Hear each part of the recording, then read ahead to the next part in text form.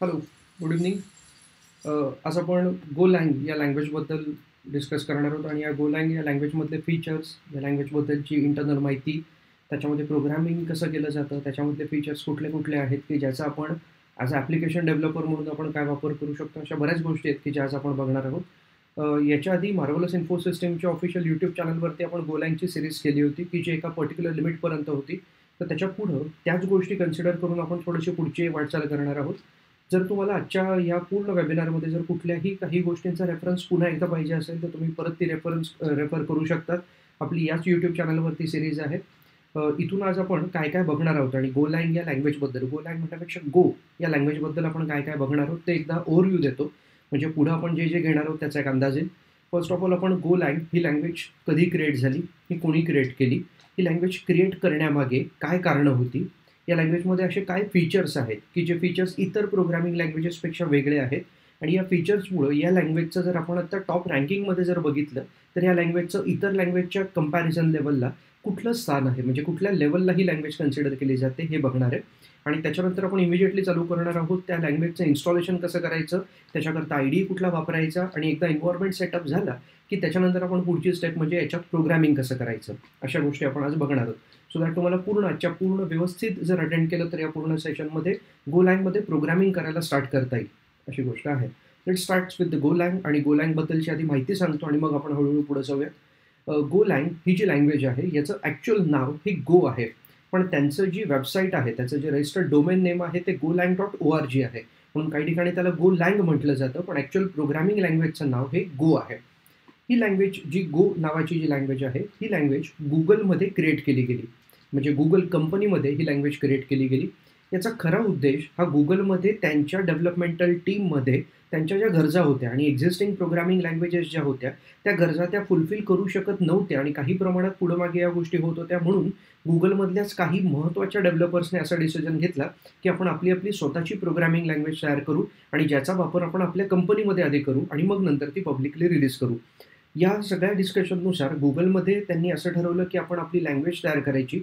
मग या language create करण्याच्या कामामध्ये 3 Googleमधले खूप मोठे डेव्हलपर, की जे टेक्निकली प्रचंड स्ट्राँग आणि ज्या आपण आता टेक्नॉलॉजीज बघतोय किंवा ज्या शिकतोय त्याच्यापैकी असे बरेच डेव्हलपर होते, की जे त्याच्या क्रिएशन टीममध्ये पार्ट होते. तर ते 3 डेव्हलपर म्हणजे केन थॉम्पसन, रॉबर्ट ग्रिसेमर आणि रॉब पाईक. या 3 डेव्हलपर्सनी एकत्र येऊन एक प्रोग्रामिंग लँग्वेज क्रिएट करायचं असं ठरवलं. हे जे लँग्वेज क्रिएट करण्याची जी काही गोष्ट होती, ही सुरुवातीला त्यांचे हे जे तिघंजणं जेव्हा Googleमध्ये काम करत होते, तेव्हा Googleमध्ये काम करत असताना त्यांच्या इतर प्रोजेक्टसोबतच या लँग्वेजचं क्रिएट करण्याचं काम चालू होतं. हे जे काम जे मी आत्ता तुम्हाला सांगितलं, की लँग्वेज क्रिएट करण्याचं काम चालू झालं, हे 21 सप्टेंबर 2007ला हे लँग्वेज क्रिएट करण्याचं काम चालू झालं. 21 सप्टेंबर 2007ला जस्ट एक डिसिजन असा झाला, की आपण आपली एक लँग्वेज क्रिएट करू. पण 2007 पासून ते 2008 पर्यंत साइड बाय साइड या गोष्टीचं काम चालू होतं. म्हणजे फुल फ्लेज लेव्हलला या लँग्वेजचं डिझाइन करण्याचं काम चालू झालेलं नव्हतं.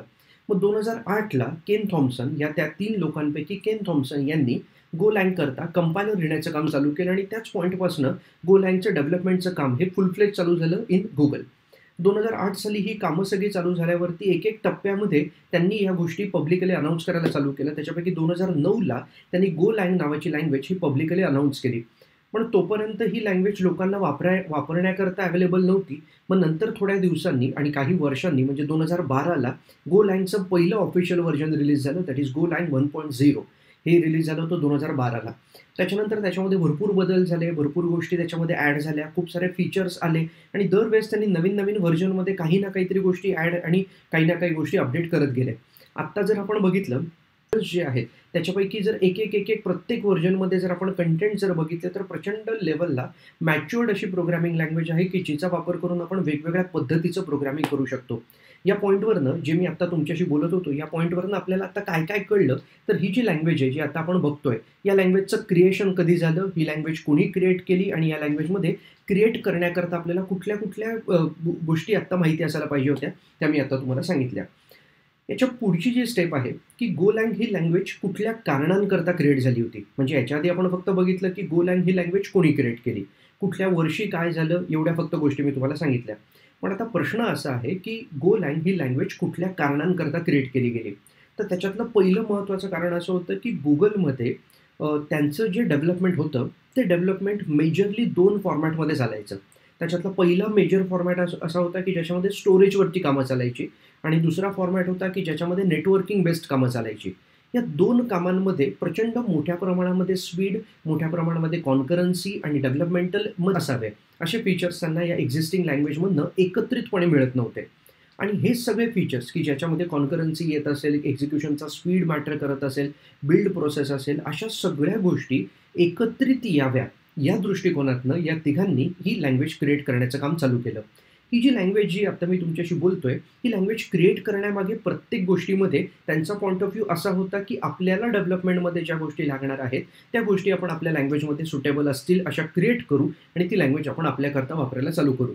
या सगळ्या डिस्कशननंतर आणि याच्यात एक महत्त्वाचा पॉइंट असा होता, की जे मी 3 क्रिएटर सांगितले, की ज्यांनी 3 असे क्रिएटर होते, की ज्यांना या डेव्हलपमेंटल टीममध्ये प्रचंड मोठ्या प्रमाणात एक्सपिरियन्स होता. याच्यापैकी 2 क्रिएटर्सची त्यांची स्वतःची प्रोग्रामिंग लँग्वेज ऑलरेडी होती. एकानी व्हिएट नावाच्या जावास्क्रिप्ट इंजिनवरती सुद्धा काम केलं होतं.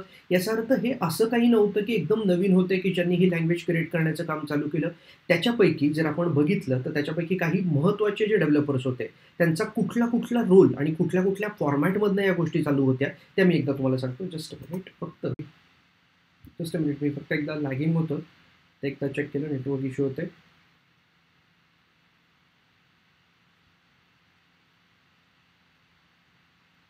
Okay. I think so proper चालू असेल आत्ता. आपण कंटिन्यू करूया. ओके. ठीक आहे. बरं, माझं डिस्कशन चालू होतं अबाउट गो लँग्वेज ज्यांनी क्रिएट केली या लोकांबद्दल. तर त्याच्यापैकी पहिला जो पॉईंट होता ते म्हणजे केन थॉम्सन.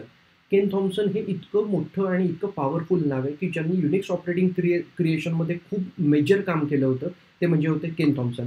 केन थॉम्सन यांची एक स्वतःची प्रोग्रामिंग लँग्वेज पण आहे, ज्याचं नाव बी नावाची प्रोग्रामिंग लँग्वेज आहे. आणि या बी नावाच्या प्रोग्रामिंग लँग्वेजपासनं इन्फ्लुएन्स्ड होऊन किंवा त्या लँग्वेजला रेफर करून डेनिस रिची यांनी त्यांची स्वतःची प्रोग्रामिंग लँग्वेज तयार केली, ती म्हणजे सी प्रोग्रामिंग. म्हणजे जर रिलेशन कळत असेल तर ही मेजर लोकं या गो लँगच्या क्रिएशनचा एक पार्ट होते. त्याच्यापैकी पहिलं नाव मी आता तुम्हाला सांगितलं केन थॉम्सन. दुसरं नाव होतं रॉबर्ट ग्रिसेमर. रॉबर्ट ग्रिसेमर हे नाव हे या कारणाकरता या टीममध्ये आपल्याकरता फेमस होतं, की ज्याच्यात रॉबर्ट ग्रिसेमर यांनी मी फक्त टेक्निकल गोष्टी ओके रॉबर्ट ग्रिसेमर यांनी जर आपण आता मागे टेक्निकल ज्या गोष्टी बघत होतो त्याच्यामध्ये मी तुम्हाला जावास्क्रिप्टबद्दल माहिती सांगत होतो. आणि जावास्क्रिप्ट ही अशी लँग्वेज होती, की ज्या जावास्क्रिप्ट लँग्वेजमध्ये ज्याला रन करण्याकरता ज्या गोष्टी लागणार होत्या, दॅट इज तुम्हाला ॲप्लिकेशन रन करण्याकरता जे लागणार होतं ते व्ही8 इंजिन होतं. आणि व्ही8 नावाचं जे इंजिन आहे हे इंजिन क्रिएट करण्यामागे एक माणूस रिस्पॉन्सिबल होते आणि ते म्हणजे रॉबर्ट ग्रिसेमर.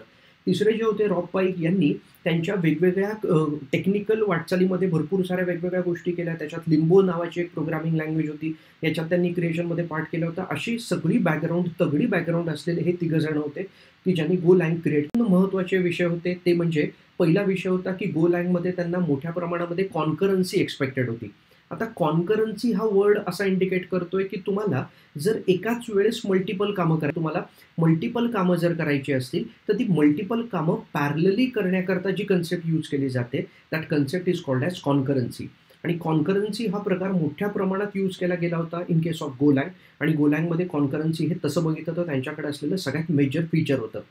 इतर प्रोग्रामिंग लँग्वेजेस की ज्या ऑपरेटिंग सिस्टीम्समध्ये आपण यूज करायचो, जसं सीमध्ये, C++मध्ये किंवा पायथनमध्ये, बिल्ड टाईम जो होता तो बिल्ड टाईम खूप मोठ्या प्रमाणात वाढत होता, की ज्याच्यामध्ये ॲप्लिकेशन डिझाईन करणं, ते बिल्ड करणं आणि मग रन करणं, ही जी सायकल होती ही सायकल हळूहळू वाढत होती. मग त्या केसमध्ये गो लँगने विचार असा केला, की आपण आपल्या लँग्वेजमध्ये ही जी सायकल आहे ही कमीत कमी करून त्याच्यामध्ये कमीत कमी लेवलला ऑप्टिमाइज करून आपलं ॲप्लिकेशन हे एफिशियंटली कसं रन होईल याच्याकरता त्यांनी प्रयत्न केले. या प्रयत्नामध्ये भरपूर साऱ्या गोष्टी होत्या, की ज्याच्यापैकी पहिला प्रकार असा होता, की गो लँगमध्ये त्यांनी विचार असा केला, की आपण एक अशी बिल्ड सायकल तयार करू, की ज्या बिल्ड सायकलमुळं जी एक्झिक्युटेबल तयार होईल ती बिल्ड होण्याकरता कमीत कमी वेळ लागेल आणि आपली एक्झिक्युटेबल ही स्वतःसोबत सगळं घेऊन जाईल.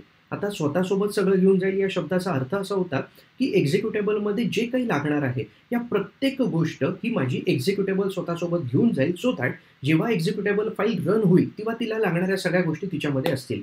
या आणि अशा अनेक काही फीचर्समुळं गोलँग वापरण्यामागे Googleच्या डेव्हलपरचा खूप मोठा पर्स्पेक्टिव्ह हा पॉझिटिव्ह होता. आता जर आपण गोलँगचे काही महत्त्वाचे कॅरेक्टरिस्टिक्स जर बघितले, कॅरेक्टरिस्टिक्स इन टर्म्स ऑफ गुणधर्म, म्हणजे जसं आपण याच्या आधी मी काही आपल्या टेक्निकल सीरीजमध्ये पायथॉनबद्दल बोललो होतो, आपण जावास्क्रिप्टबद्दल बोललो होतो, तसंच ही लँग्वेज शिकण्याच्या आधी त्याच्याबद्दल काही पॉझिटिव्ह कॅरेक्टरिस्टिक्स की जे आपल्याला आधी प्रोग्राम लिहिण्याच्या आधी माहिती पाहिजे, ते आधी थोडक्यात सांगतो. त्याच्यातला पहिला महत्त्वाचा कॅरेक्टरिस्टिक्स आहे की गोलँग ही जनरल पर्पज प्रोग्रामिंग लँग्वेज आहे. आता general purpose word indicates that की आपण गोलँग या लँग्वेजचा वापर करून कुठल्याही प्रकाराचं प्रोग्रामिंग करून आपण डेव्हलपमेंट करू शकतो. म्हणजे इट्स नॉट लाईक स्पेसिफिक की तुम्ही सिस्टम प्रोग्रामिंगमध्ये वापरा, वेबमध्ये वापरा, मोबाईलमध्ये वापरा. नो, तुम्ही गोलँगचा वापर करून कुठल्याही प्रकाराचं डेव्हलपमेंट करू शकतात. हा होता त्याच्या कॅरेक्टरिस्टिक्समधला पहिला महत्त्वाचा पॉईंट. दुसरा पॉईंट होता की गोलँग ही स्टॅटिकली टाइप्ड आणि स्ट्रिक्टली टाइप्ड प्रोग्रामिंग लँग्वेज आहे. आता स्टॅटिकली टाइप्ड आणि डायनामिकली टाइप्ड अशा 2 प्रकारच्या लँग्वेजेस आहेत. आता जर मी रेफरन्स म्हणून जर कन्सिडर केलं, आपण जर पायथन किंवा या गोष्टींच्या बाबतीत जर बोललो, तर प्रत्येक वेळेस काय व्हायचं की आपण डेटा टाइप जेव्हा क्रिएट करतो, एखादी व्हेरिएबल क्रिएट करतो, तेव्हा आपण इनिशियलाइज केल्यावरती प्रोग्राम रन होताना ठरवलं जायचं की आपल्या व्हेरिएबलचा डेटा टाइप कुठला आहे. पण गोलँगवाल्यांचं म्हणणं असं आहे की we are going to follow the philosophy of C programming, आणि सी प्रोग्रामिंग या लँग्वेजची मेजर फिलॉसॉफी फॉलो केल्यामुळं गोलँगमध्ये वापरला जाणारा प्रत्येक data type should be mentioned at the time of compilation. याला स्टॅटिकली टाइप्ड लँग्वेज असं म्हणतात. आणि स्टॅटिकली टाइप्ड लँग्वेज असल्या कारणामुळे त्याच्यात भरपूर सारे फायदे पण झाले. भरपूर साऱ्या गोष्टी अशा होत्या की ज्याच्याने स्टॅटिकली टाइप्ड लँग्वेज असणं हे प्लस पॉईंट म्हणून किंवा एक पॉझिटिव्ह पॉईंट म्हणून कन्सिडर केलं गेलं. हा होता गोलँगमधला अजून एक महत्त्वाचा पॉईंट. गोलँगचा तिसरा महत्त्वाचा पॉईंट असा होता की गोलँग ही वेगवेगळ्या फॉर्मॅटमध्ये जाऊन आपण वापरू शकत होतो. म्हणजे जर एखादी सी डेव्हलपर असेल की ज्याची बॅकग्राऊंड सी आणि C++ असेल, तर तो इझिली या लँग्वेजवरती पोर्ट होऊ शकेल, कारण की या लँग्वेजचा मोठ्या प्रमाणात सिंटॅक्स हा इन्फ्लुएन्स्ड होता फ्रॉम द सी प्रोग्रामिंग. म्हणजे जसं आपण एंट्री पॉईंट फंक्शन देतो, नॉर्मल फंक्शन्स लिहून त्या फंक्शनमधनं इतर फंक्शन्सला कॉल करतो, अशा मेजर गोष्टी या गोलँगमध्ये सुद्धा त्यांनी ॲज इट इज ठेवल्या होत्या. त्याच्यानंतर हे जे सगळे जे पॉईंट होते, याच्या व्यतिरिक्त UTF-8 नावाच्या एन्कोडिंग सिस्टीमचा सपोर्ट असल्या कारणामुळे इंटरनॅशनली ॲक्सेप्टन्स हा गोलँगकडे बाय डिफॉल्ट होता. आणि UTF-8 या क्रिएशन टीममध्ये जी लोकं होती, ही त्यांच्या क्रिएशन टीमचे पार्टच होते. म्हणजे केन थॉम्सन आणि रॉबर्ट ग्रिसेमर, रॉब पाईक यांच्यापैकी काही लोकं ही UTF-8च्या एन्कोडिंग सिस्टीमच्या डेव्हलपमेंटचा पार्ट होते. या सगळ्या गोष्टी कन्सिडर करता गोलँगमध्ये जे एक्सपेक्टेड होतं, जे गुगल डेव्हलपर्सला पाहिजे होतं आणि जे लँग्वेजला एक उत्तम करण्याकरता गरजेचं होतं, त्या सगळ्या गोष्टी गोलँगमध्ये अवेलेबल होत्या. त्याच्यामध्ये एक छान पॉईंट त्यांनी असा केला होता की आपण असेही फीचर देऊ की जे सीमध्ये पॉवरफुल होते, की जे आपण गोलँगमध्ये आणू. आणि जर सीमध्ये एखाद्या डेव्हलपरला अशा काही गोष्टी वाटत असतील की ज्या अजून चांगल्या झाल्या असत्या, किंवा अशा गोष्टी की ज्या जावामधनं घेऊयात, अशा काही कन्सेप्ट्स की ज्या आपण C#मधनं घेऊ, अशा गोष्टी कलेक्ट करत एक छान लँग्वेज डिझाईन झाली. आणि याच्यामधला एक महत्त्वाचा पॉईंट, जर आपण C++ किंवा जावा या लँग्वेजचं क्रिएशन डेट जर बघितली, तर ती जवळपास म्हणजे आपण 1969 ते 75च्या दरम्यान तयार झालेली सी प्रोग्रामिंग लँग्वेज, आणि ही जी आता आपण बघतो ही 2012 साली आलेली लँग्वेज. याचा अर्थ तेव्हा असलेली मेमरी, तेव्हा असलेली प्रोसेसिंग पॉवर आणि तेव्हा असलेल्या गरजा बघता आत्ताच्या गरजा, आत्ताची प्रोसेसिंग पॉवर आणि आत्ताची मेमरी याच्यात जमीन आसमानचा फरक होता. आणि या गोष्टी कन्सिडर करता गोलँगमध्ये या गोष्टी जास्त एफिशियंटली वापरणं, जास्त मेमरीचा व्यवस्थित वापर करणं आणि ॲप्लिकेशन लेव्हलला कॉन्करन्सी करणं ही गोलँगची खूप मोठी जबाबदारी होती. आता या सगळ्या गोष्टींचा अंदाज घेता आपल्याला हे तरी कळलं की गोलँग ही अशी लँग्वेज आहे की ज्या लँग्वेजचा वापर आपण वेगवेगळ्या कारणांकरता करतोय, की जी कारणं बाय डिफॉल्ट आपण सीमध्ये पण प्रोग्रामिंग करू शकलो असतो, C++मध्ये पण करू शकलो असतो, जावामध्ये पण करू शकतोय, तसंच आपण गोलँगमध्ये सुद्धा करू शकतो. आता याच्यामध्ये थोडेफार असे विषय येतात की आपण गोलँग ही लँग्वेज शिकतोय, पण ही लँग्वेज शिकण्यामागे आपला काही मोटिव्ह असला पाहिजे. पण मी आणि माझ्या क्लासेसच्या स्टुडंट्सला मी नेहमी सांगतो की शिकलेलं कधीच वाया जाणार नाही आहे. तुमच्याकडे असलेलं नॉलेज हे डेफिनेटली तुम्हाला वेळप्रसंगाला उपयोगाचं येईल. पण याच्या व्यतिरिक्त जर लँग्वेजकडे बघण्याचा इतर जगाचा पॉईंट ऑफ व्ह्यू जर कन्सिडर केला, तर एक कंपनी आहे की ज्या कंपनीबद्दल आपण बऱ्याचशा व्हिडिओजमध्ये बोललो होतो, JetBrains नावाची. JetBrains नावाची कंपनी ही प्रचंड फेमस आहे फॉर त्यांचं IDE क्रिएट करण्याच्या मागे. IDE म्हणजे इंटिग्रेटेड डेव्हलपमेंट इन्व्हायरमेंट. आणि दुसरी महत्त्वाची गोष्ट, कोटलिन नावाची जी प्रोग्रामिंग लँग्वेज आहे त्याचे क्रिएटर म्हणजे JetBrains. या JetBrains नावाच्या कंपनीने जवळपास या 2020मध्ये 19 ते 20,000 डेव्हलपरसोबत एक सर्व्हे केला. या सर्व्हेवरनं त्यांनी प्रत्येक डेव्हलपरची मतं जाणून घेतली की प्रत्येक डेव्हलपर कुठली लँग्वेज वापरतोय, त्याला कुठल्या लँग्वेजमध्ये जाण्याची इच्छा आहे, तो एक्झिस्टिंग लँग्वेजमध्ये सॅटिस्फाईड आहे का, अशा बऱ्याच गोष्टींचा सर्व्हे घेतला. आणि या सर्व्हेनुसार त्यांनी असं कन्क्लूड केलं, की कुठली लँग्वेज आत्ता सध्या मोठ्या प्रमाणात वापरली जाते, कुठल्या लँग्वेजचा वापर आपण इन फ्युचर म्हणजे जर आपण डेव्हलपमेंटमध्ये एंटर होतोय आणि जर कोणी या लँग्वेजला आता समजा एखादी नवीन डेव्हलपर आहे, की ज्याला फर्स्ट टाईम डेव्हलपमेंटमध्ये एंटर व्हायचं तर त्याने अशी कुठली लँग्वेज शिकली पाहिजे, याच्याकरता त्यांनी काही सर्व्हे केला. आणि आत्ता जो तुम्हाला मी सर्व्हे दाखवतोय, हा सर्व्हे आपण आधी कन्सिडर करूया. मी आत्ता माझ्या ब्राउझरवरती jetbrains.com या साईटवरती आलो आहे. That is the official site of JetBrains. या JetBrains साईटवरती जर आपण बघितलं तर थोडंसं स्क्रोल करून खाली आल्यावरती इथं एक ऑप्शन आहे, ज्या ऑप्शनवरती आता मी क्लिक करून दाखवतो, the state of developer ecosystem 2020. जर तुम्ही माझी प्लेलिस्ट बघितली गोलँगची तर त्याच्यात मी जेव्हा व्हिडिओ शूट केले होते तर तेव्हा 2019चा सर्व्हे होता आणि आत्ताचा हा 2020चा सर्व्हे आहे. याच्यावरती रीड नाऊवरती क्लिक केलं की आपल्याला त्याच्याबद्दलची माहिती दिसणार आहे, ती एकदा दाखवतो म्हणजे आपल्याला एक अंदाज येईल. डेव्हलपरच्या सर्व्हेनुसार आता काय काय दिलं आहे ते आपण वाचूया. की टेकअवेज याचा अर्थ महत्त्वाचे काही आउटकम्स की ज्याचा आपण एक अर्थ समजून घेऊ. पहिली language Java is the most popular primary programming language. First one Java. Second one JavaScript is the most used overall programming language. याचा अर्थ सगळ्यात जास्त वापरली गेलेली लँग्वेज दॅट इज जावास्क्रिप्ट. जावास्क्रिप्टचा आपल्या चॅनलवरती व्हिडिओ आहे, तुम्ही बघा तो, सो दॅट तुम्हाला जावास्क्रिप्टचा सुद्धा अंदाज येईल. वेबसाईट्स डेव्हलपमेंट म्हणजे या वेबसाईट्सवरती म्हणजे आपण वेबसाईट डेव्हलपमेंट हा पार्ट त्यांनी कसा एक्सप्लेन केला आहे. Are the most common type of application developers works on. म्हणजे वेब डेव्हलपमेंटमध्ये लोक मोठ्या प्रमाणात काम करतात. तसंच वेबमधला बॅकएंड हा पार्ट. त्याच्या खालच्या याच्यावरती गो, कोटलिन आणि पायथन या are the top 3 languages developers are planning to adopt or migrate to. याचा अर्थ भविष्यामध्ये या 3 लँग्वेजेसपैकी कुठल्या तरी एका लँग्वेजवरती डेव्हलपर शिफ्ट होऊ इच्छितात.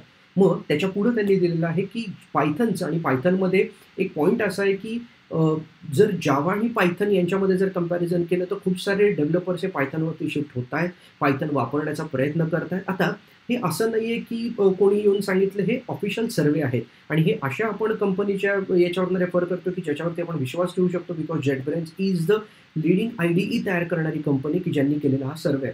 त्याच्याखाली जर बघितलं तर त्यांनी पर्सेंटेजमध्ये दिलेलं आहे की कुठल्या लँग्वेजचा वापर हा कुठल्या फॉर्मॅटमध्ये केला जातो. ज्याच्यामध्ये जो ऑरेंज कलरमधला जो पट्टा दिसतोय हा मागच्या 12 महिन्यात वापरल्या गेलेला पर्सेंटेज आहे आणि जो ग्रे कलरमध्ये दिसतोय तो पट्टा इंडिकेट करतो की अजून किती लोक या लँग्वेजवरती येऊ इच्छितात. त्याच्यापैकी जर पहिला बॉक्स जर आपण बघितला तर दॅट इज जावास्क्रिप्ट.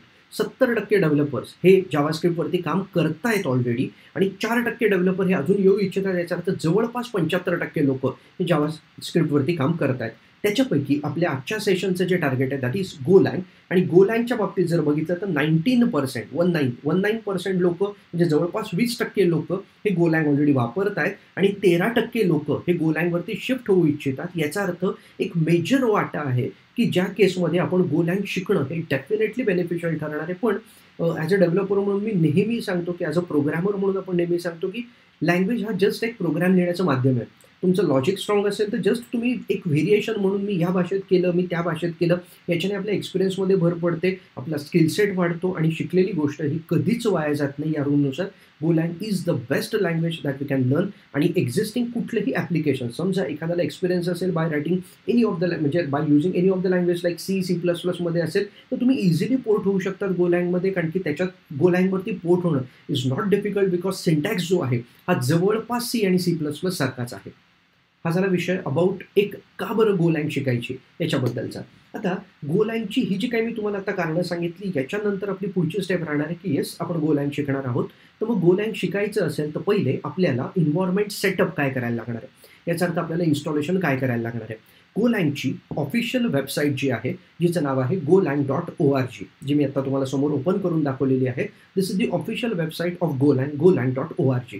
या वेबसाईटवरती गेल्यावरती भरपूर सारे ऑप्शन्स आहेत. त्याच्यापैकी आत्ता जे जे गरजेचे आहेत त्याच्याबद्दल मी तुम्हाला माहिती सांगतो. त्याच्यातला पहिला विषय आहे, तुम्ही इथं डाउनलोड गो नावाच्या बटनावरती जर क्लिक केलं तर इथून आपण जातो या वेब पेजवरती की ज्याच्यावरती आपण आपल्या ऑपरेटिंग सिस्टीमनुसार डाउनलोड करू शकतो. आणि गोलँग इन्स्टॉल करणे इज ऑलमोस्ट इझी, लाईक आपण इतर जशा गोष्टी इन्स्टॉल केल्या तसं नेक्स्ट तुम्ही 5 सेट करा, ओके म्हणा, सबमिट म्हणा, तुमची गोलँग हे इन्व्हायरमेंट सेटअप बाय डिफॉल्ट होऊन जातो. तुम्ही जर प्लेलिस्टमधले काही व्हिडिओज बघितले तर मी विंडोज ऑपरेटिंग सिस्टीमवरती गोलँग कसं इन्स्टॉल करायचं त्याचा व्हिडिओ ऑलरेडी आहे, की जो मी आत्ता ते परत दाखवण्यामध्ये आपण वेळ घालवण्यापेक्षा सोपी गोष्ट आहे. त्याच्यावरती जा, त्याच्यावरती एकदा चेक करा सो दॅट तुम्हाला गोलँग विंडोज ऑपरेटिंग सिस्टीमवरती कसं इन्स्टॉल करायचं ते लक्षात येईल. आता गोलँगच्या या साईटवरती अजून एक छान गोष्ट आहे, की जर तुम्हाला एखाद्या लेवलला समजा आत्ता मी जे प्रोग्राम तुमच्यासोबत करून दाखवणार आहे किंवा आपण जे सोबत करणार आहोत, हे प्रोग्राम जर तुम्हाला पॅरलली करायचे झाले तर तुम्हाला लोकल एन्व्हायर्नमेंट सेटअप न करता आपण त्यांच्या साईटवरती डायरेक्ट प्रोग्रामिंग करू शकतो, ज्याला प्लेग्राऊंड असं म्हणतात. म्हणजे यांच्या साईटवरतीच एक प्रकारे हा जर एक बॉक्स दिसल्यावरती तुम्हाला याला गो प्लेग्राऊंड असं म्हणतात. याच्या इथं एक्झिस्टिंग एक प्रोग्राम त्यांनी ऑलरेडी लिहिलेला आहे हॅलो वर्ल्डचा, की ज्याच्यामध्ये हॅलो आणि जॅपनीजमध्ये वर्ल्ड हा शब्द दिलेला आहे. तुम्ही जर रन नावाचं बटन दाबलं तर हा रन केल्यावरती इथं आपल्याला आउटपुट दिसतं बघा, हॅलो वर्ल्ड.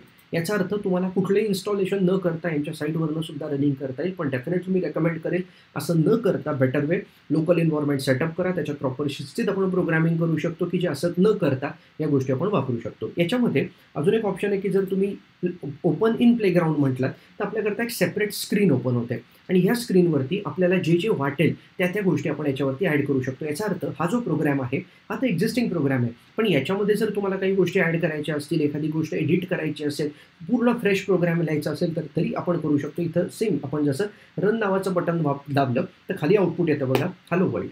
याचा अर्थ ही जस्ट एक बेसिक वेब सर्व्हिस आहे, की आपला प्रोग्राम त्यांच्या सर्व्हरला जाऊन आपल्याला त्याचं आउटपुट आणून दिलं जातं. This is just a concept which is called as Go playground. हे अशा करता होतं की तुम्हाला इमिजिएटली जर काही स्टार्ट करायचं असेल तर yes you can use the go playground, असा त्याचा अर्थ आहे.